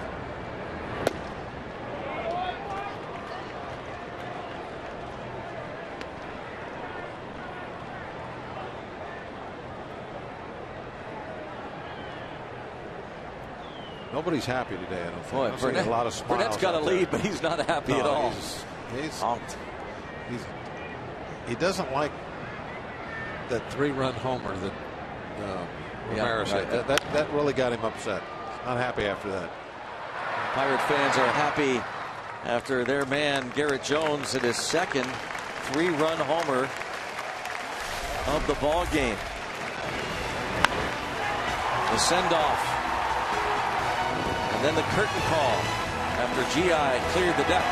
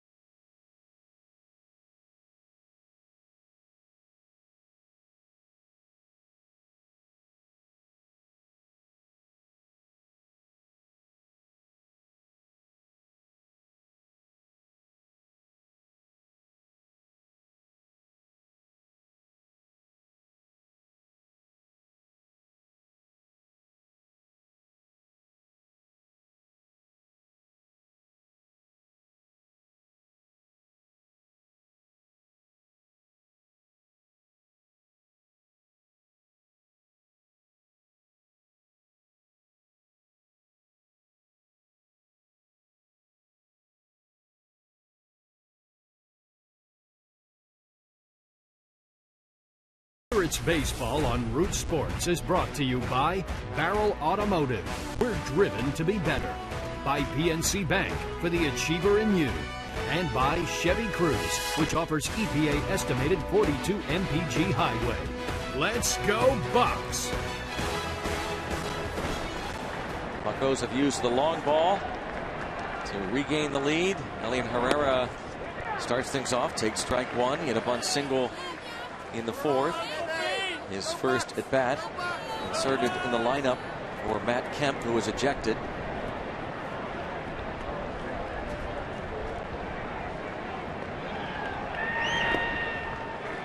Out in front 0-2. Andre Ethier on deck, then Hanley Ramirez.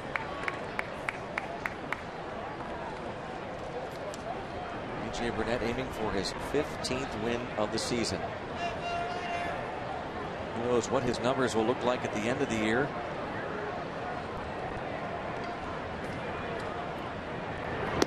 Project things down the road, eight or nine, maybe 10 more starts.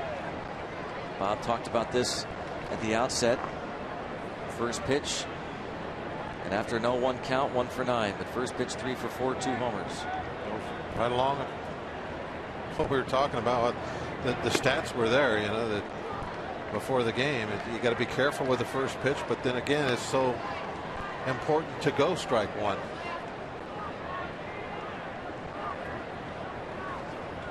It's important for both sides, the hitters. 1 for 9 after an 0-1 count.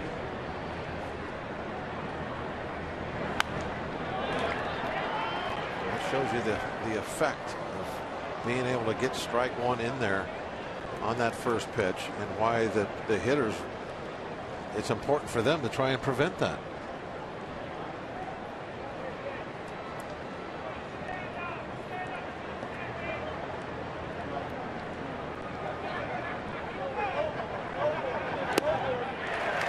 Strikeout number 6 for Burnett. A good tight curveball. Was that pitch that we're talking about the very first inning? It's been so big for him this year. Throws it fairly hard for a breaking ball, and it's got a real nice tight spin. He locates it well all the time. And his strikeout pitch.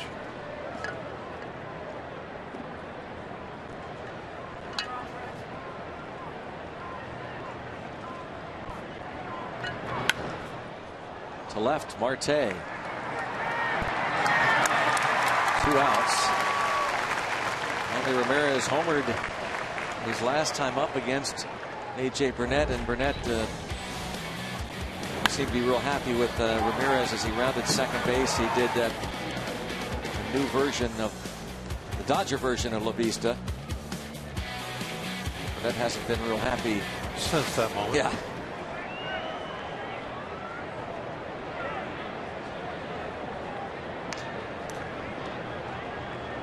Two former Marlins, but they didn't play on the same team. Burnett had been gone just after Ramirez arrived from Boston.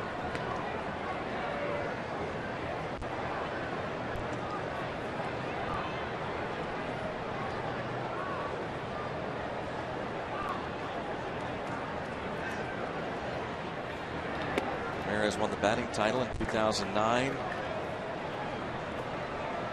Great talent at 342 3 years ago with 24 homers, 106 RBIs. Got into some trouble a couple years ago with then manager Freddie Gonzalez for loafing after a ball that he booted. Now 3-0. Over the winter, a lot of concern when they acquired Jose Reyes, what Ramirez would think about moving to third base. Not much, I believe. 3-1.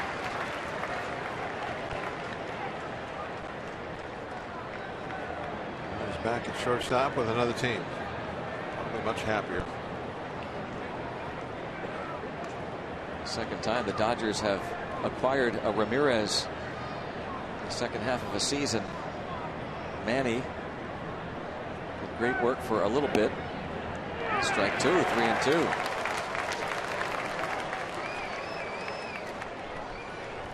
Now Hanley Ramirez, a Dodger.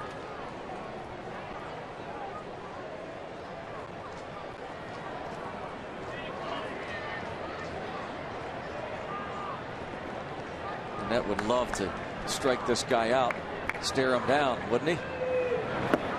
Struck him out. And just a glance toward Hanley Ramirez as Ramirez slams it back down. A little bit more to glance. Still staring. He's yelling at him. Burnett barks at Hanley Ramirez, and Ramirez, did he just get tossed after slamming the bat down? The Dodgers have been playing well lately, but they look like they're unraveling today. 8-4 Bucks.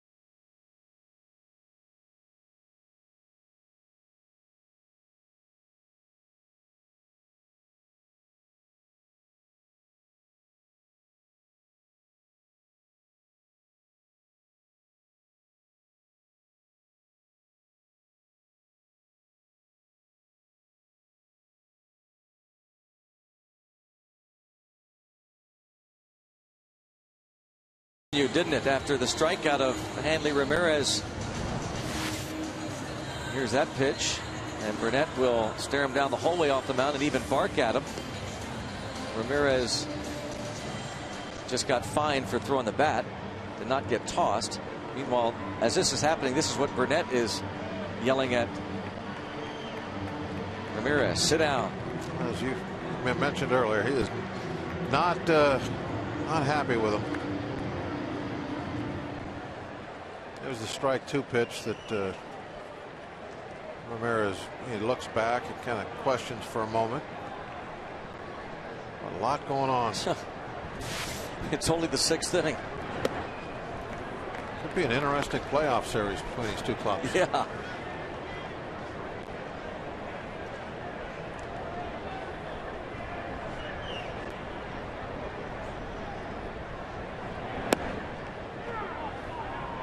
Ball, 1 strike.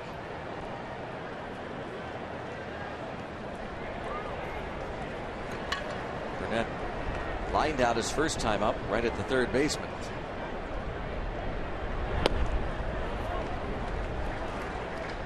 Pirates and Dodgers over the years have certainly had their quarrels. You were involved in for a time, weren't you, with the Dodgers? A couple quarrels. Yeah.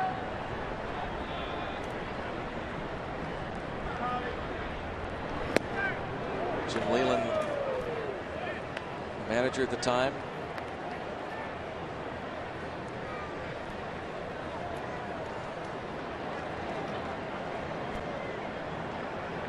Now Hanley Ramirez unhappy at the plate after the strikeout, slammed his bat down as Burnett goes down on strikes. The Coors Light freeze cam. 3 ejections today. This is the first one. That was Matt Kemp, and Tim Cheetah throws out Don Mattingly. And then Joe Blanton tossed by Angel Campos. Coors Light Freeze Cam brought to you by Cross Brewed Coors Light.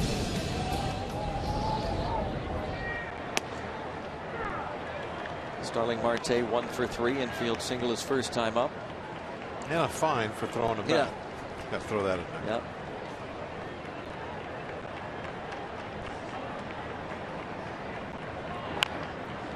It's the fine for throwing equipment. I'm not real sure nowadays how effective that is. You have guys making tens of millions of dollars, hundreds of millions of dollars in some case. You know, saying, "Hey, that'll cost you $500." I'm not sure that gets their attention. Bounce to third. Kennedy to Loney. And now Jordy Mercer with 2 outs and nobody on. Maybe the fines are more nowadays. Well, Bob, let's add this then for the freeze cam. The point. That's right. It used to be, you know, it'd be $100 for throwing equipment. That's 100. And that's some of the guys that, even when I played, would make enough money to where they'd throw something and they'd say, okay, that's 100. Then they'd tell the umpire, keep counting, and they'd throw 3 or 4 more things, you know, because they didn't care. Yeah. It was like, you know, back then you couldn't get fined more than $500.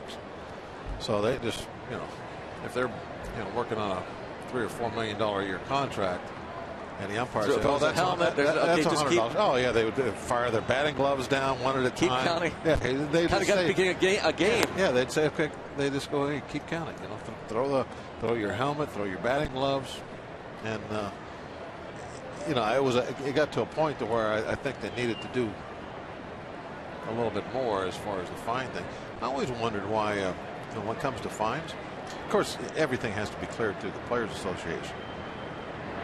But instead of a set number, because, you know, for somebody that's making you know, the minimum, which, you know, back in the early 80s was like, I think my first year was $30-some thousand. $500 was very significant, as opposed to somebody making $1 million where it wasn't. And I always wondered why it wasn't a percentage of your salary. Then that was going to have an effect. You know, if you're going to find somebody, okay, that's you know, 1% of what you're making. And now you're going to get the attention of somebody that's making a couple $1 million a year. Make it a percentage so that it affects all the players equally. Good call.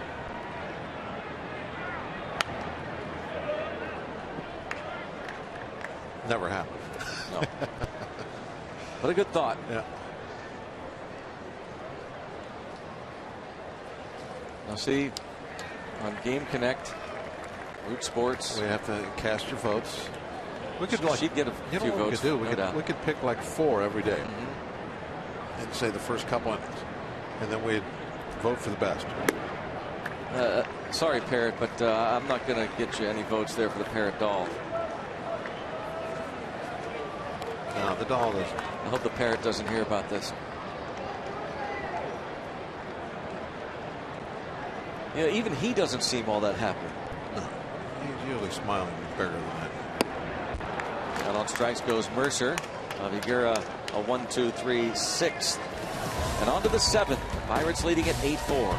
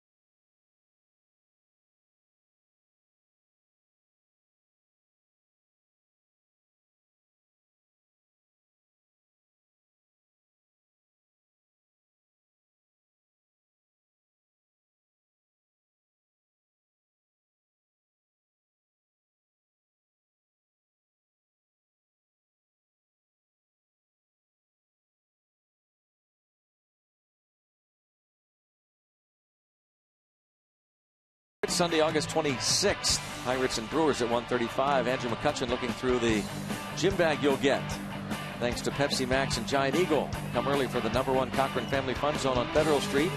And stay after the game. All youngsters can run the bases thanks to H.K. Anderson Pretzels. For tickets, go to Pirates.com. Sunday the 26th. Neil Walker hopefully will be back by then. Speculating maybe a handful of games he will miss. They don't look like they'll need to place him on the disabled list. The dislocated pinky. He says he's okay.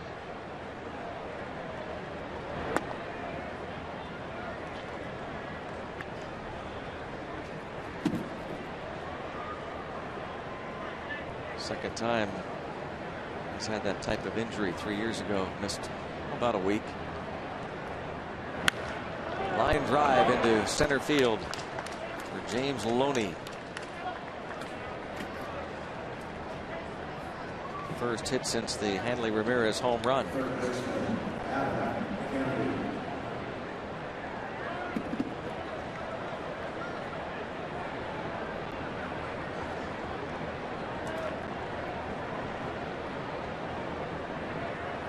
All ready for the competition.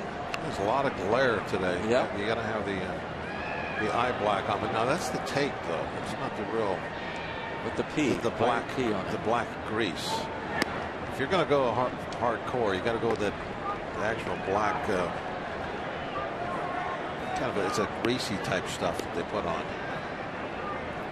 Now that is going hardcore right there. I think you got the cape now. That might. Now, if we had the voting, I think that might. Might be out there. I don't know. I mean, he might not only win it today, he could win it for the year end. You know, when we have the vote at the end of the year, which we're going to have now. Well, now we're going to have to come up with a prize. Yep. Have to be awarded. Let's get to this day in Pirates history, brought to you by Day Automotive, August 16, 1958. Frank Thomas, the original. Went 3 for 3 with 3 homers, 6 ribbies, 13-4 win over the Reds at Cincinnati. Bob Friend, his 16th win of the year. Back on this date in 1958. Similar. What's going on today? AJ looking for his 15th win. Garrett Jones looking for his 3rd home run of the day. Frank Thomas like for Garrett Jones. Ground ball through the left side. You know that Garrett Jones will be at this date in baseball history like 20 years from now. Garrett Jones this date, 2 home runs, 6 RBIs. The Pirates beat the Dodgers by a final score of 12-5. Okay. 12-5.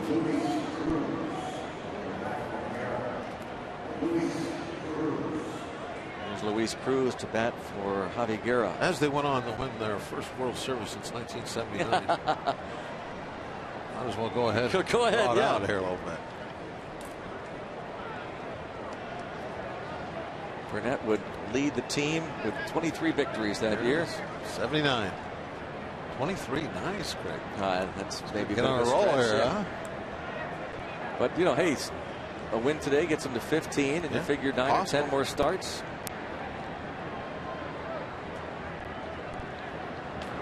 He's the one starter that is on the 5-man rotation, so he's going to be making his starts regularly. For his career, the extra rest has not meant much for A.J. Burnett in terms of ERA anyway. It's hit hard to right center, but room for McCutcheon. Cruz is retired. That's the second out. Luis Cruz drives one to the right center gap.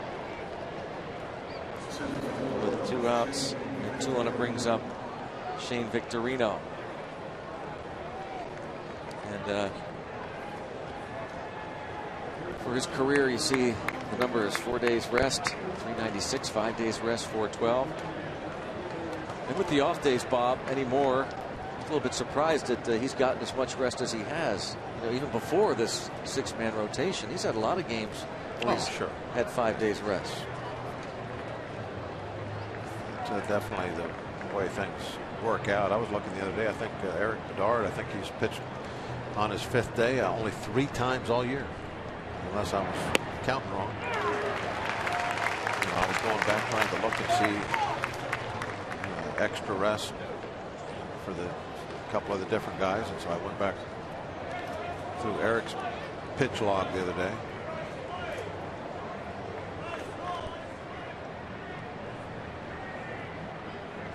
If Burnett stays on the regular 5-man rotation, pitching every 5 games, you get 8 more starts. But you know, when you're in a pennant stretch, this is something that hasn't even been brought up. People talking about going from the 5-man to the 6-man. Yeah, here's a guy who wants to pitch every 5 days. You know, if you get close, I wonder if the Pirates would consider creative ways to get him in there every 5 days. That's not out of the realm of possibility.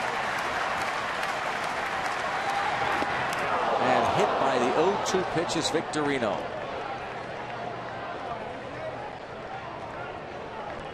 To load the bases. Game's not over yet. Suddenly, all this, we're feeling really comfortable, but now the Dodgers have a tying run at the plate. Breaking ball got him right on the knee. That's why Moreno was limping. That one had to hurt.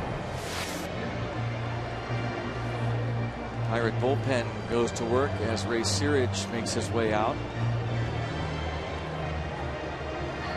Not over yet. He's thrown 91 pitches. Got ahead of Victorino 0-2 and then hit him.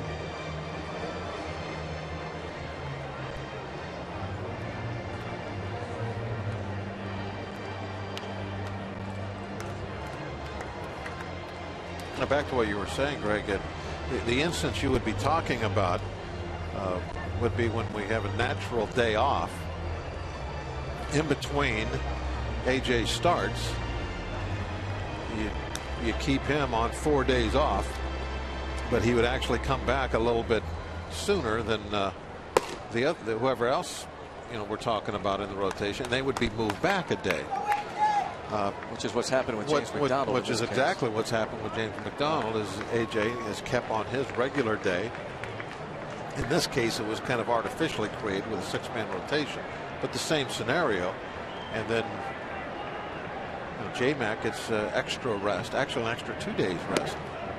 Strike 1. No, 1 day rest. Well, no, 2, because 6-man rotation gave him an extra day, and then getting pushed back gave him an extra 2 days rest. There's J-Mac. He will go tomorrow. He misses the Dodgers and will pitch against the Cardinals. The Dodgers, J-Mac's original team. Broken bat off of Burnett. And race to the bag. Everybody's safe. Mark Ellis dives into first. The ball deflects off of Burnett. Sanchez got to it, but couldn't get to the bag quickly enough. And now it's 8-5, and the bases are still loaded. On those deflections, you never know if it's going to be a lucky deflection or not. That one could have been right to the bag, but it was just wide enough to where Sanchez had to stop, go back and get it, and now he's going to lose the race to first.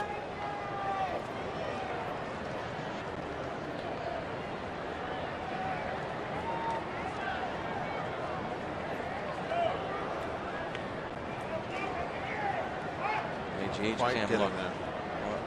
Switch hitter Elian Herrera is coming to the plate, and Barajas back out to the mound.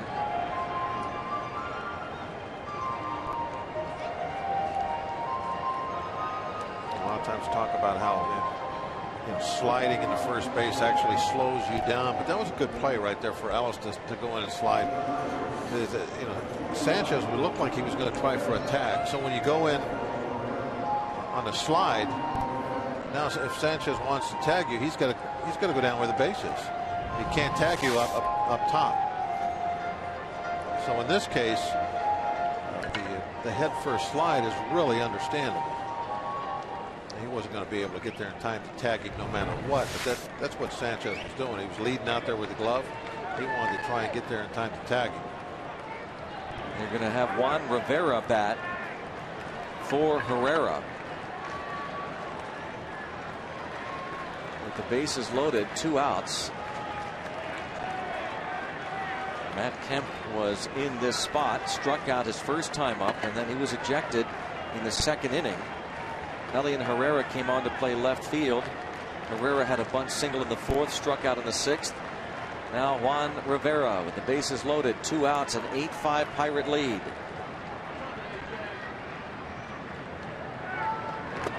And he got him. He hit him on the pant leg. Makes it 8-6, and that could be it for Burnett with Watson ready and the left-handed hitting Ethier coming to the plate. Yeah, looks like Hurdle's going up the steps. That will do it. Just barely nicked him.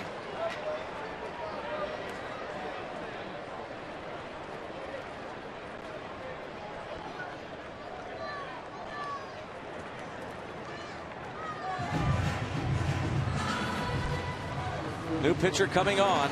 8-6 Pirates.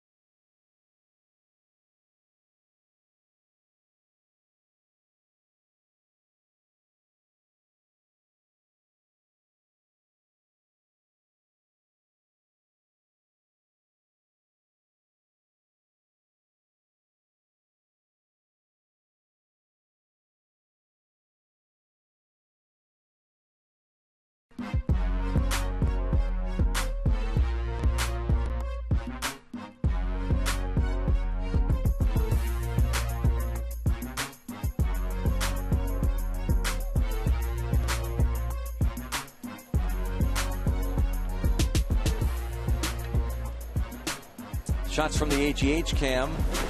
Pirates are leading 8-6. Wild ball game here. 2 3-run homers for Garrett Jones. Solo shot for Pedro Alvarez, and AJ Burnett in line to get the win, but now it's up to the bullpen.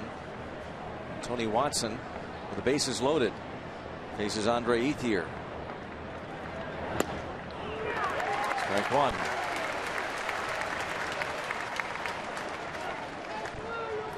Watson has been very busy. 48 ball games. It's most on the club. Leading the charge from the bullpen.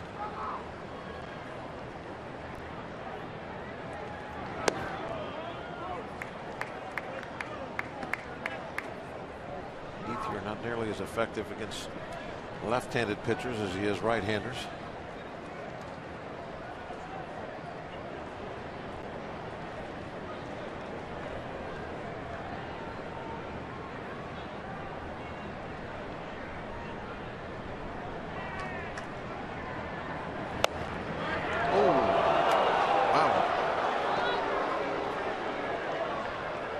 That one, Greg. Take a look. Watch the strike zone on the bottom right. It looked like it was just above the knees and nicked the corner. Didn't get the call though.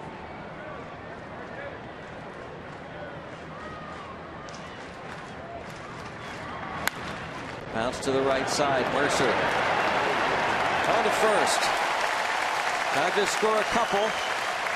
8-6. Book closed on A.J. Burnett. Pirates will need 6 more outs and look for some more runs now. And keep it right here for Take Me Out to the Ball Game on a Thursday afternoon as the Pirates conclude the 11-game homestand today, looking for a win. And join everyone watching at home on Root Sports as we sing Take Me Out to the Ball Game.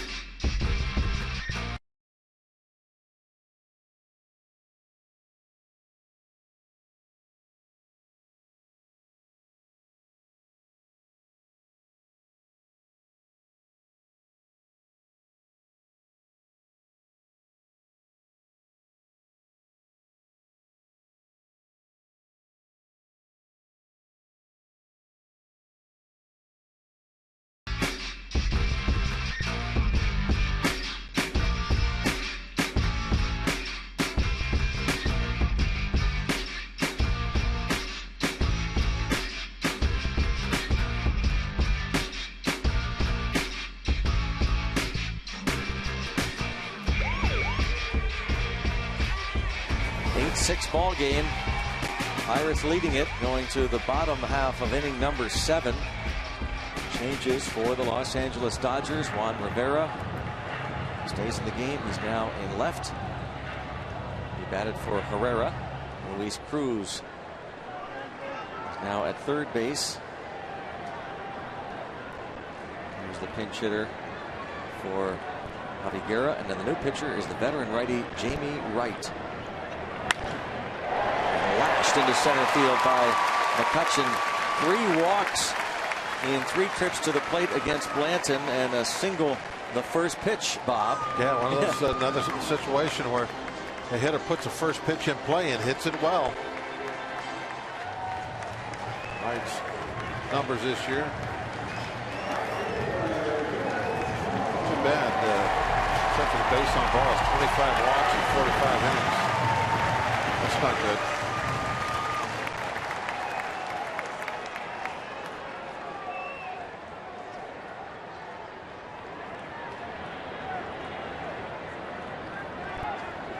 Garrett Jones, 2 3-run homers. 5th career 2-homer game. 6 RBIs in a ball game, a career high.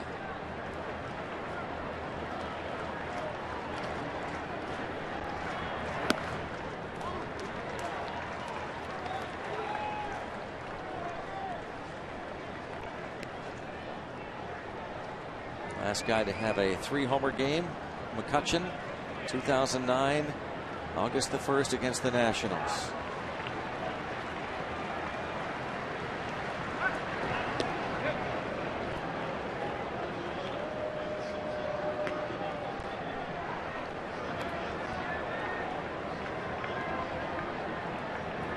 Garrett Jones, one swing away from another this date in Pirate history. Just one swing away.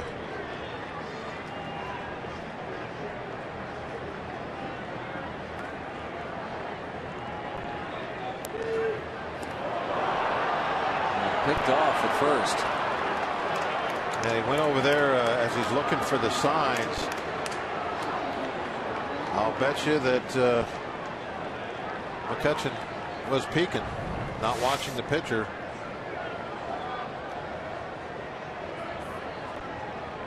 You don't expect that that throw to come over there when he's not in a stretch position. And a lot of runners will get out there a long ways, and then they'll try and look in to see what the sign is. They want to run on a breaking ball. And every now and then, it's a good idea to throw over during that when you're looking in for the sign. And I think he might have got a sign from Ellis, the catcher, to do just that.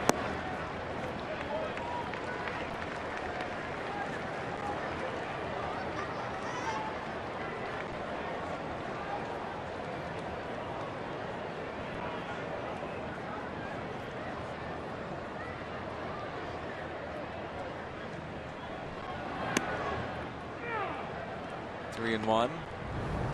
Here, take a look. Watch that. Watch what the catcher does. See how he's just tapping on the inside leg? I think he was telling him to throw over. I think you're right. He might have looked down there and perhaps saw McCutcheon peeking at him, and so he gave that little tap on the inside. This is all maybe. He might have just been doing that. I catchers sometimes will tap the inside of the leg, outside of the leg. That really mean anything. But you never know. That was kind of a coincidence. He touches the inside of the leg, and immediately Wright throws to first base when he's just looking for the sign. He's not in a stretch. Yeah, just as the catcher Ellis was looking over toward that way himself. Jamie Wright, well traveled. Made it to the big leagues in 1996 with the Colorado Rockies.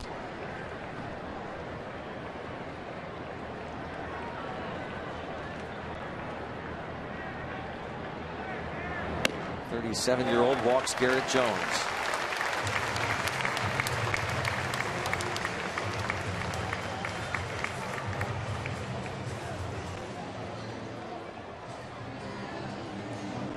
He pitched him pretty carefully too.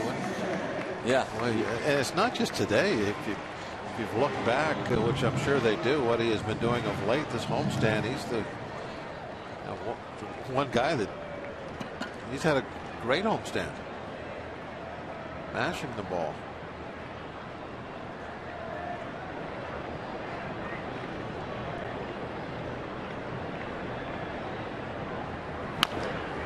Chop towards short. Flip to second. Out there. Gabby Sanchez is 0 for 4. A good hustle by Garrett getting in there, making sure there was no throw down the first base. Might have been able to double off Gabby if they could have got a throw off.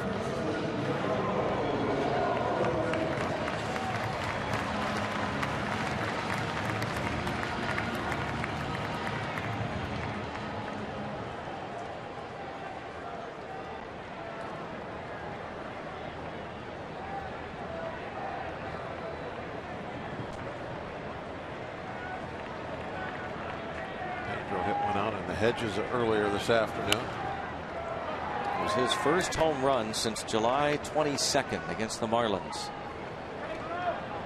That ball almost exactly where was it Kutch hit his last night. McCutcheon's 24th last night. Alvarez today is 22nd.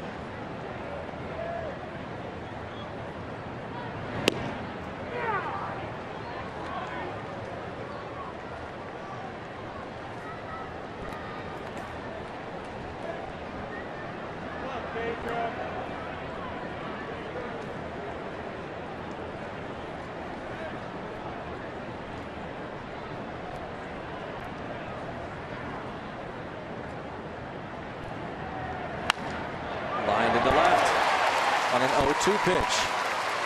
First and second. Took a breaking ball the other direction. His third hit today after a miserable night last night. Struck out all 4 times he came to the plate. More of a 2-strike approach than Pedro usually has. He really stayed back a long time. And took that 0-2 off speed pitch, breaking ball. Right back the other way past the shortstop. Nice piece of hitting. Not trying to get out there and pull the ball. But that's what being behind in a count will do to you. You get a little more defensive. You're not so anxious to try and pull. You're thinking more the other way, so you won't be way out in front of the slow stuff. You know that curveball might be coming, or that slider.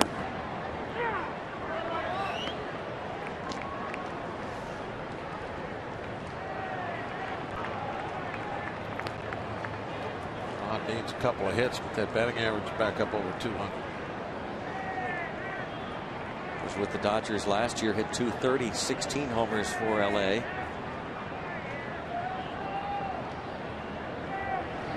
For the most part, they had a mix of Barajas, Deandre Navarro, and A.J. Ellis.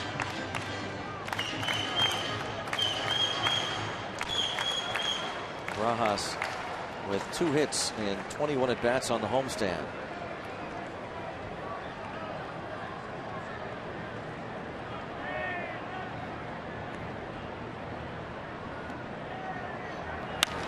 And the other way, a base hit. Leyva is going to hold the runner. The bases are loaded. Gabby Sanchez held at third. The batter will be Clint Barmas. Oh, hit just too hard by Barajas. Blistered in the right field. Sanchez is just not going to have a chance to score on this. It's going to be a one-hopper.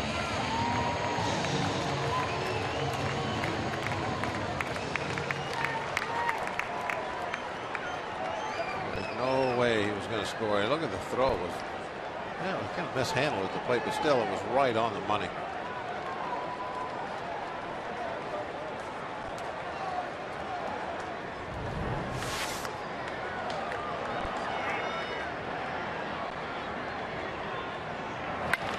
And a base hit to left for Barmas. This is going to score a couple. Big 2-run single for Clint Barmas. Bucks get 2 more, right back and lead it 10-6. The Pirates have done a great job this afternoon of answering the Dodgers. Every time the Dodgers seem to get a little something going, the Pirates have an answer for it when they get to the bat rack. Barmas has certainly been a part of that as he swings at the first pitch, Greg. Yep. And bangs a 2 RBI single. First pitch. When hitters go after it and put it in play. Well, the league average is 330 something. But it's a lot more than that this afternoon.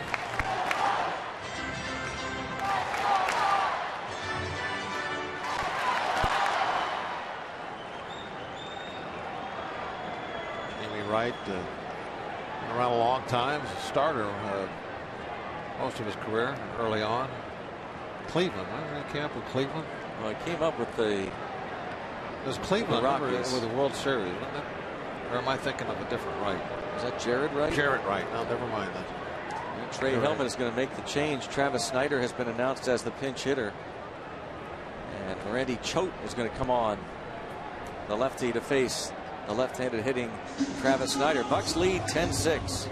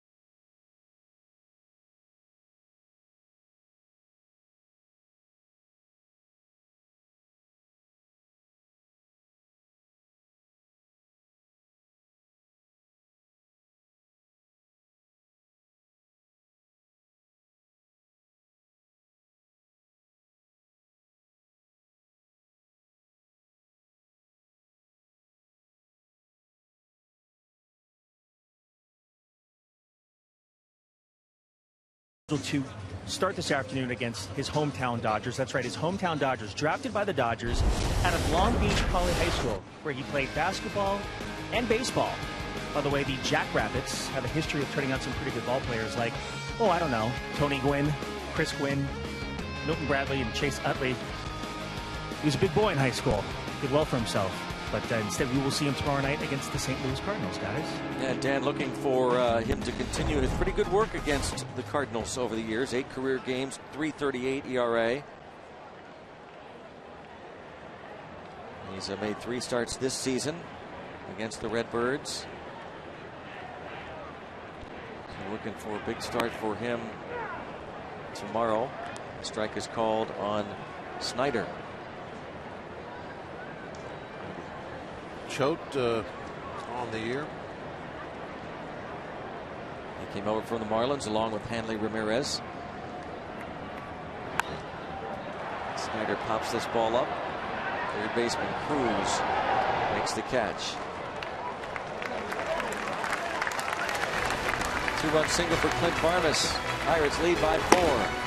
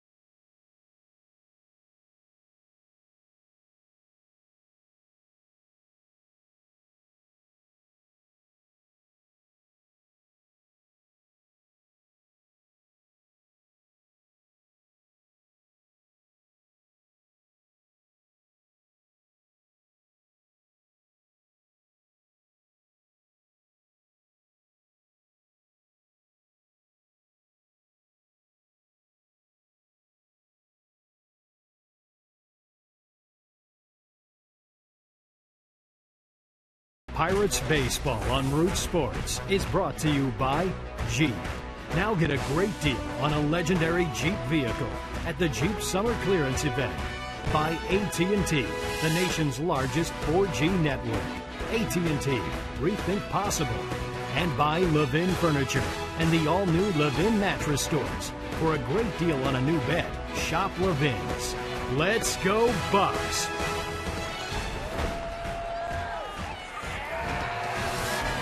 Pirates have the lead. Those rose-colored glasses. I think they are. 10-6 Pirates. Into the 8th. And now Jason Grilli. Opponent batting average 184. Very impressive.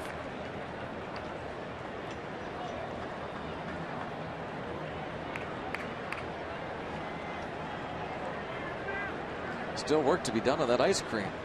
Still big work to be done on this game. The way this game has gone, there's a feeling one of those can't take anything for granted. Dodgers still have 6 outs. Got to keep going hard.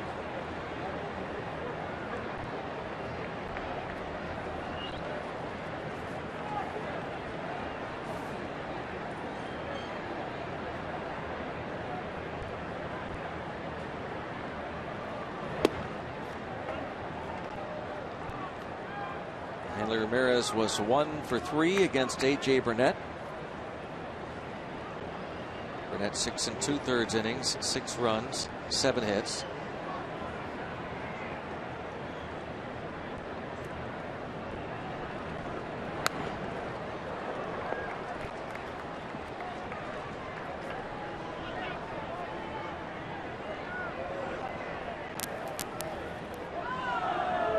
line on A.J. Burnett. A little tough going there in the 7th as he hit a couple better. He barely nicked Rivera, forcing in a run. But in line to get his 15th win. On the right side, Gabby Sanchez is over. It's the way the games go sometimes. You'll lose a couple during the year where you pitch real well, and every now and then you'll leave out. You get lucky and get a W when you gave up some runs. Hopefully that's the case today. Let's put this one away. Number 15 for AJ. James McDonald tomorrow. Roll into St. Louis.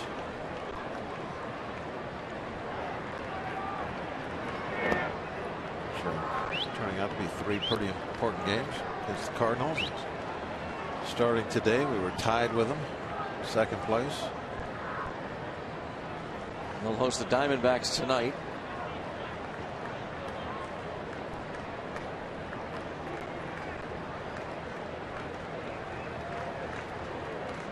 Really, another former Marlin facing Hanley Ramirez. 2-2 count. Wild card standings up to the minute. Win will take that half-game lead over the Cardinals until see what they do tonight. Pretty tight. Giants are idle. Half game back of the Pirates and Cardinals. Still 2-2 on Hanley Ramirez. Yeah, I think the Marlins are kind of taken over for the Expos.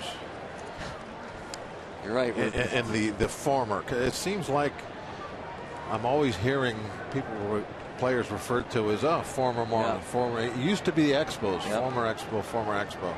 Expos always had all those great players. They could never hold on to them. And I think it's the Marlins that always have those really star-type players, and a lot of them are sprinkled all around the league.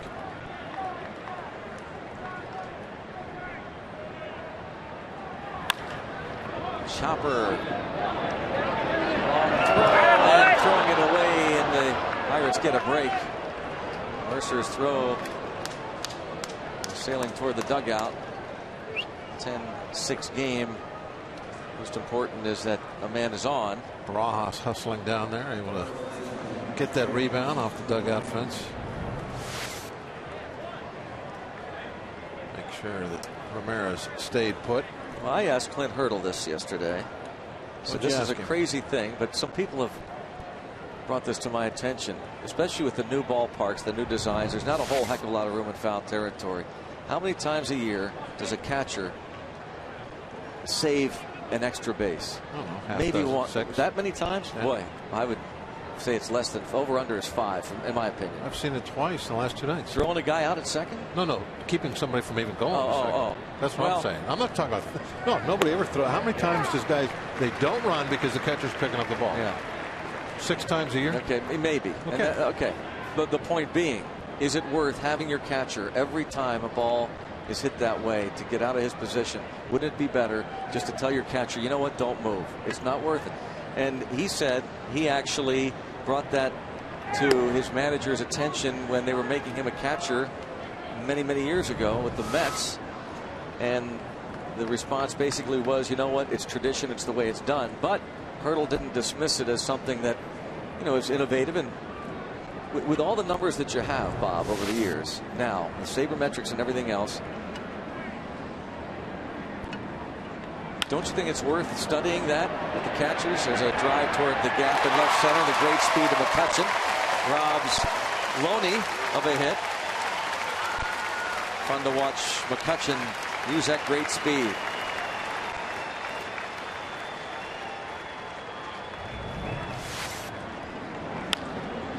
Nice play. McCutchen had to realize immediately that ball would hit all that hard, so angling in and over. I don't know, Greg. I don't know how you would catalog. I mean, how would you? It's hard to quantify. I know that, yeah, but the catcher not running away. What effect does that have on it? Maybe there's no way to tell, right? I don't know. I mean, how do you know? How much better are the catchers going to be if you say you don't have to jog over on a ground ball? I don't know if they're going to be better, but maybe you save the wear and tear of their legs. I don't know. That's why I don't know the answer to that. Is that how much does I mean? And we can watch Barajas. We'll watch replay again. Watch what he does to go over and get the ball, and say, okay, now if he didn't do that, how much benefit would there be for him over the course of a year or a career or whatever? And can you quantify that? I don't know. It'd be interesting to ask a Barajas about that. You know, how much would that save you? Well, I'm going to say that you'll find most catchers saying, no, I don't want to run over there. Watch him. Here he is. Now see him. He's jogging over there. Jogs over there. And now jogs a little bit quicker to pick up the ball. Now, how much did that take out of him? It's about the same as jogging into the dugout after the inning's over. About the same amount of effort, looked like to me. You know me, I'm a traditional guy. I want the catchers to jog over by the dugout. Hey, you're talking about a pitcher, Greg, that ran over there on ground balls to second and a man at second base. If I was on the mound, there was a ground ball at second base and a man at second, I went over there because I know the catcher couldn't. So I mean, I'm big on that.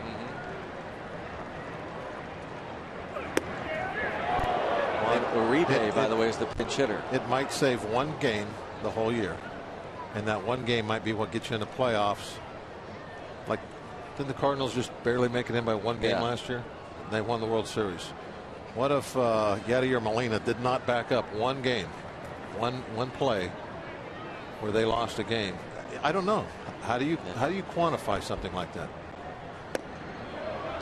3-2.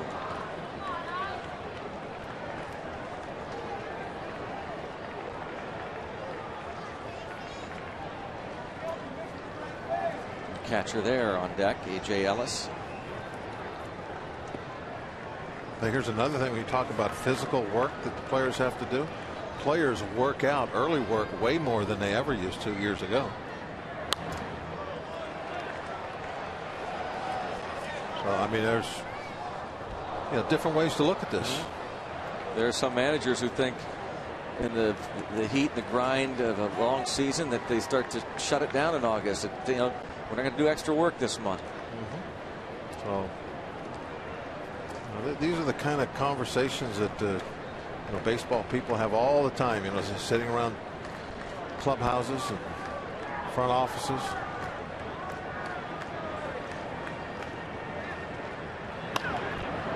Comebacker to Grilly, and a bad throw, but right there behind second anyway is Mercer. The double play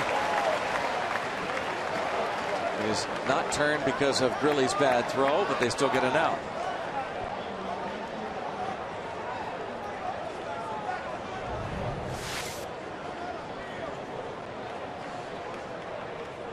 Now that's ridiculous. Why would Mercer expend the energy to back that play up? Now don't be silly. No, I'm not. Now that is ridiculous. We'll see the other replay. Watch where he was and watch what he did. The other replay shows it perfectly. Watch Mercer. Now, what if he just wanted to say that? Look, balls that get behind second base 50 times more during the course of a season. Okay, how do you feel? 50 times. How do you feel about pitchers? Not even close, Greg. How do you feel about pitchers backing up bases? Should the pitchers not have to back up? I guess I hadn't thought about that, but I'll have to. Like when there's a base hit to right, AJ had to do it a couple of times a day. Run back. You have to back up home plate. You got to back up third base. Should they not have to do that? Because how often does that come into play? I don't know. I have to think about that one. But I think it never with the way these ballparks are designed, it is just so incredibly rare that a catcher has an impact being there at first base, backing up. If this was a tie game, do you think Ramirez would have went to second on that if there's nobody picking up that ball that hit the dugout fence? I don't know. I don't know. I think he may have. Hanley Ramirez? I don't know. Okay, somebody with speed. Ramirez has pretty good speed. Well, why did you say Hanley Ramirez then? In jest. Okay. Somebody with speed is going to go to second base in a tie ball game with the ball over against the dugout fence if the first baseman has to run all the way over and pick it up. he's going to be in scoring position. I'll have to look at the play again. I'll have to watch it very closely. We're not going to do it now, of course, but this is down the road when we're really looking for something. This is a too tight a ball game. 0-2 count on A.J. Ellis. Well, I can see you want to make it awfully easy on the players. That nobody has to back anything up anymore. No, the player, just the catching position is the one I'm thinking about more than ever, more than the others, because it seems that the managers are so awfully concerned, especially with older catchers, about how often they play them. Days off, day game after a night game. And a little flare to right, and the catch made by Gabby Sanchez.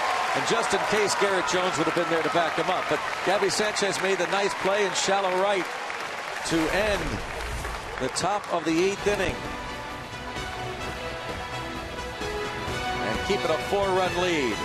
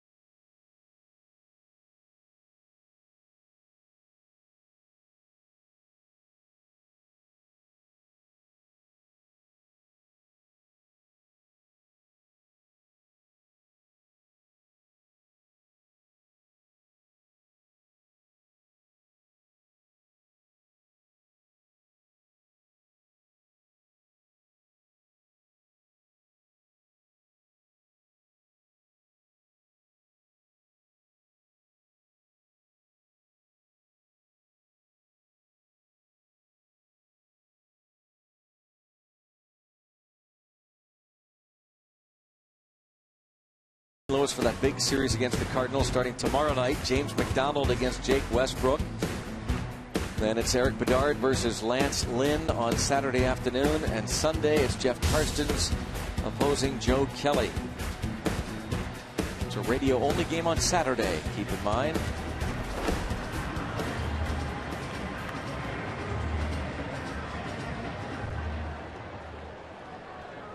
Root Sports will not be televising Saturday afternoon's game, but hear it on the Pirates Radio Network. Strike is called on Starling Marte. Sean Tullison. Marte 1 for 4.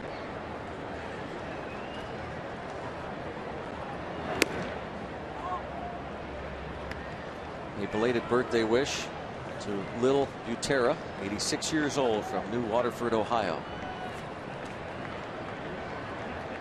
Her birthday was in March. Driven to center field. Victorino makes the play. All right, I have to ask then, why did you wait till today to say happy As I was just birthday? told You today. just found that? No, someone just came over to me today and said, would you mind saying hello to Lil Butera? Not happy birthday. My mom, she's 86 years old. I said, what was her birthday? It's in March. Oh, okay. I'm trying to give a reason for shout outs. I understand that. While we have a moment. Joel Hanrahan, a non-save situation, loosens up.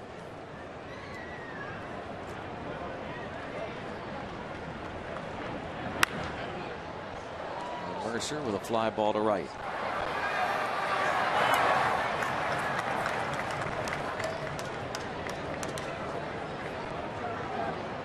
Mercer 1 for 5 with a couple of runs scored today. And now Andrew McCutchen on base all 4 times. Happy birthday to my wife Lori. When was her birthday? January. Anybody else? No, that's fine. That's nice of you. Happy New Year, by the way. Yeah, I was going to say, I'd like to wish you an early or a late Merry Christmas, Bob. Thank you. You too, Greg, and all the gypsies in the trailer. Packing up and heading to St. Louis tonight. Ball 1 on McCutchen. The gypsies call it strike day. Yep. Long homestand. Pack all the crates. Yep. Cameras got to be taken apart. Be a flurry of work after the last all out. the tents are pitched. All the animals put safely away and into their trailers. Troy's got to put that one on the crane. Yeah. Lower it to the ground. Yeah.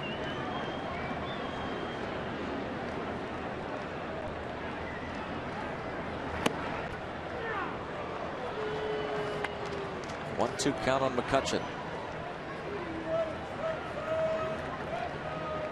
Yep, we'll say goodbye for just a week and then back home a week from tomorrow. 6 games out on the road.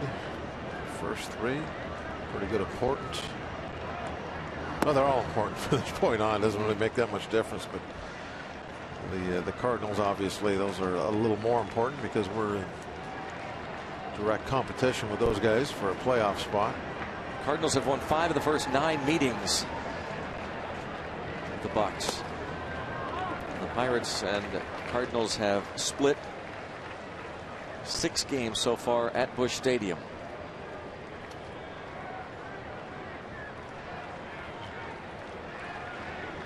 It's the AGH cam that the Maul runs so well. Even as he shows us the Z, ball hit foul. Bounce up to off club level into the seats above. 3-2 count on McCutchen. There's that area up there where we said you don't get many souvenirs. It was Gabby Sanchez earlier. Second one today. First one didn't stay up there. That one ended up being a souvenir for someone. To third. For the out. Pirates go down in order, and now on to the 9th inning. The Pirates leading the Dodgers 10-6.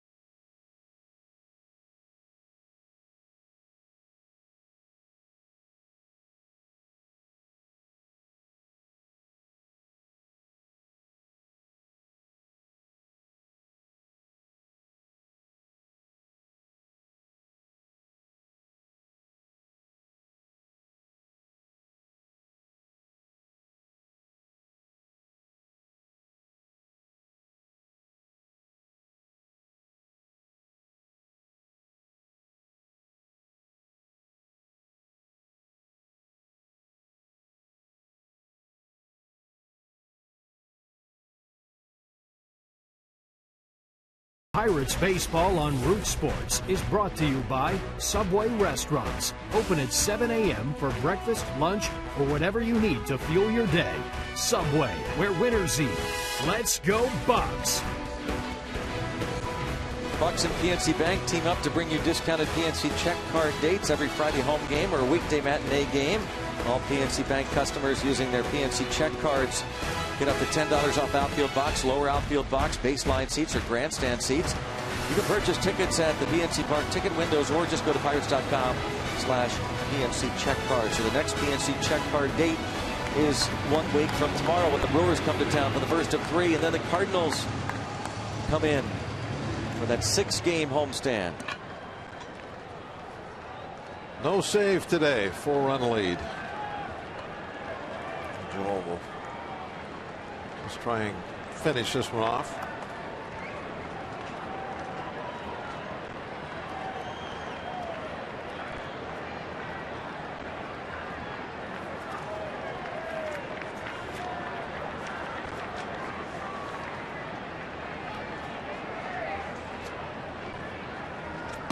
Luis Cruz, pinch hitter in the 7th inning, stayed in the game, played third base, flied out.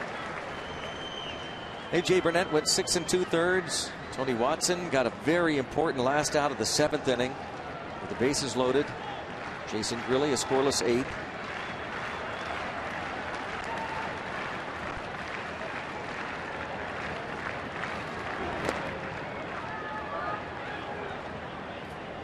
Three outs away from ending a 9-game losing streak to the Dodgers, including 0-6 this season. Coming into this ball game, Pirates will end this 11-game homestand with a 4-7 mark. A.J. Burnett will become the first 15-game winner for the Pirates since 1999, and as Bob pointed out, the first 15-game winner ever here at PNC Park. Todd Ritchie won 15 games in 1999 for the Pirates. AJ break his career mark. What highest was it? Is it 17, 18 wins? 18, yeah, 2008. An excellent shot at setting a career mark in wins for a season.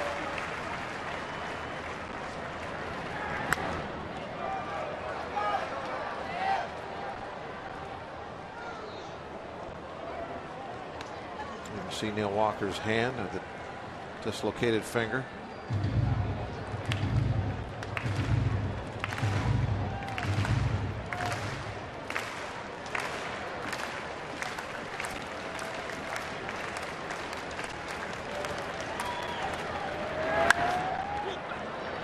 Into shallow center. Easy for McCutchen.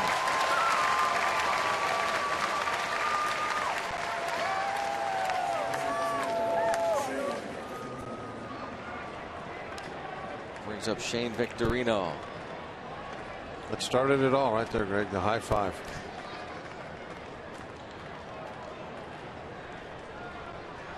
Years ago. Ancient times.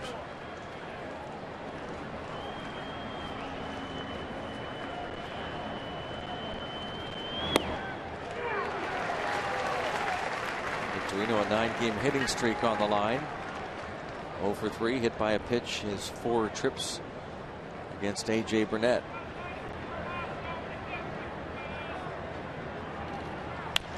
Slap to third, little bobble. Alvarez guns, and it'll be another error on Pedro Alvarez. And the catcher, Barajas, did not run down to back up, but instead the second baseman was there. Alvarez with his 2nd error of the game and 20th of the year. Greg, catchers don't run on ground balls to third. Well, he started to jog down that way. Well, yeah, everybody moves toward the ball. I mean, that's just basic instincts. Oh, okay. But here is going to be the throw, and Mercer, who is hustling, not worrying about wearing himself out. Or should he? There he goes.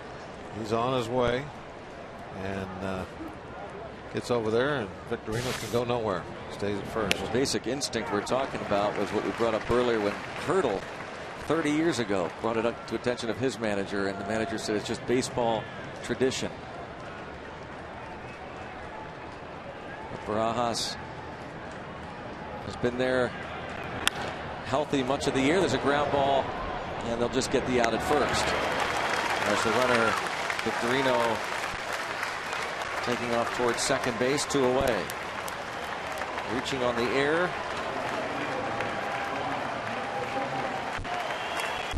And for the most part, aside from just a couple of miscues, it's been a well-played game by the Pirates. And most importantly, an all-important win. 1 out away from getting the W.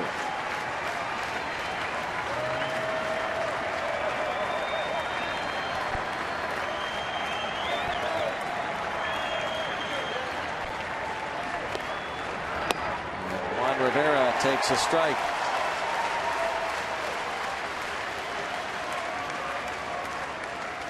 This position in the order was first occupied by Matt Kemp, who struck out in the first, was ejected in the second.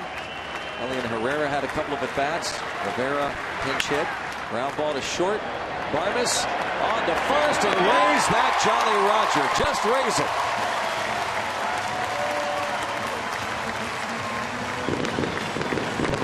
Pirates get a win. End the homestand. Well, unless you're about to be taken out of the playoff hunt mathematically, eliminated, there's no such thing as a must win. But today was pretty close. The Pirates really desperately needed to win a ball game. Going on this road trip to play the Cardinals the first 3. Don't want to be swept in a 4-game series at home, and mainly because of that guy right there, they avoided it. What a game for Jonesy. Garrett Jones, 6 RBIs, 2 3-run homers. Clint Hurdle's club ends the homestand as they began it with a win. And now let's send it to Kentucky and John Wehner. Or John Wehner and Rob King. Yes, tee off tonight. We are joined by John. Thank you, Greg and Bob. And John, you know, obviously not a great homestand for the Pirates, but you do get the victory at the end of it. 4-7 is not good, but it's not a disaster. It's not 2-9. 3-8 would have been really hard to look in the mirror too. So maybe some confidence here. Maybe they've got this stretch of bad ball behind them as they hit the road. Yeah, you were wondering going into today if this team wanted to get on the road. I mean, they're used to playing so well here in this ballpark, and the struggles, especially against the Padres and these Dodgers. You know, and there are a lot of things going wrong in this homestand. I mean, there was mental mistakes, physical errors, a lot of bad things. So, it's certainly nice to win this last one before you head out to St. Louis. And a big reason, as Greg said, Garrett Jones, a huge game. He is standing by with Dan Potash. Danny? All right, Rob, thank you very much. Well, the Pirates end their longest homestand of the season on a very impressive winning note. Garrett, how important was it? How good did it feel to end this homestand on a winning note? Yeah, we needed to. We've had some bad luck here the past few games, and the teams that came in here have been swinging the bats well. So we need to get back on the right track, and getting a win here to end the homestead and go on the road is heading in the right track. Speaking of the right track, 2 home runs this afternoon and a career best 6 RBI. Oh, but wait, it gets better. It gets better. In August, you were batting .383 with 15 runs batted in. Why?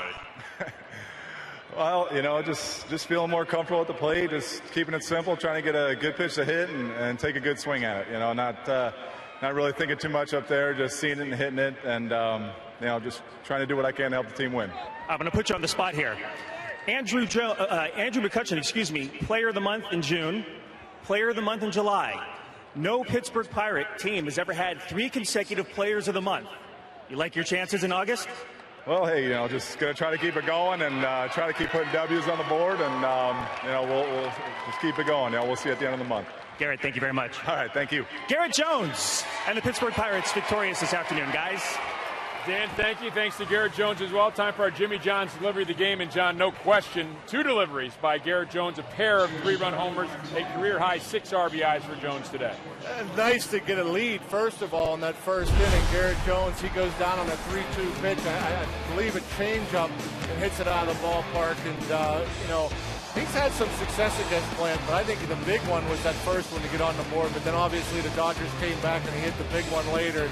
And Garrett Jones, I think, is a much better hitter when he doesn't think. Like he said there with Dan, keep it simple. Just see it and try to put a good swing on it. 0-2 fastball up and away. Just trying to make contact. It looked like Garrett got good wood on it, obviously.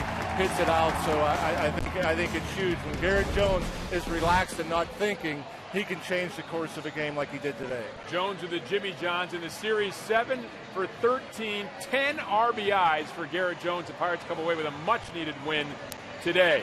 We have a lot coming up with John Wehner here in Pirates postgame presented by Allegheny Sports Medicine. We'll have highlights of today's 10-6 romp over the Dodgers. We will also have post-game reaction, and we'll look forward to the series coming up. A very important series, another one against the St. Louis Cardinals. That's when John Wehner and I return on Pirates postgame presented by Allegheny Sports Medicine.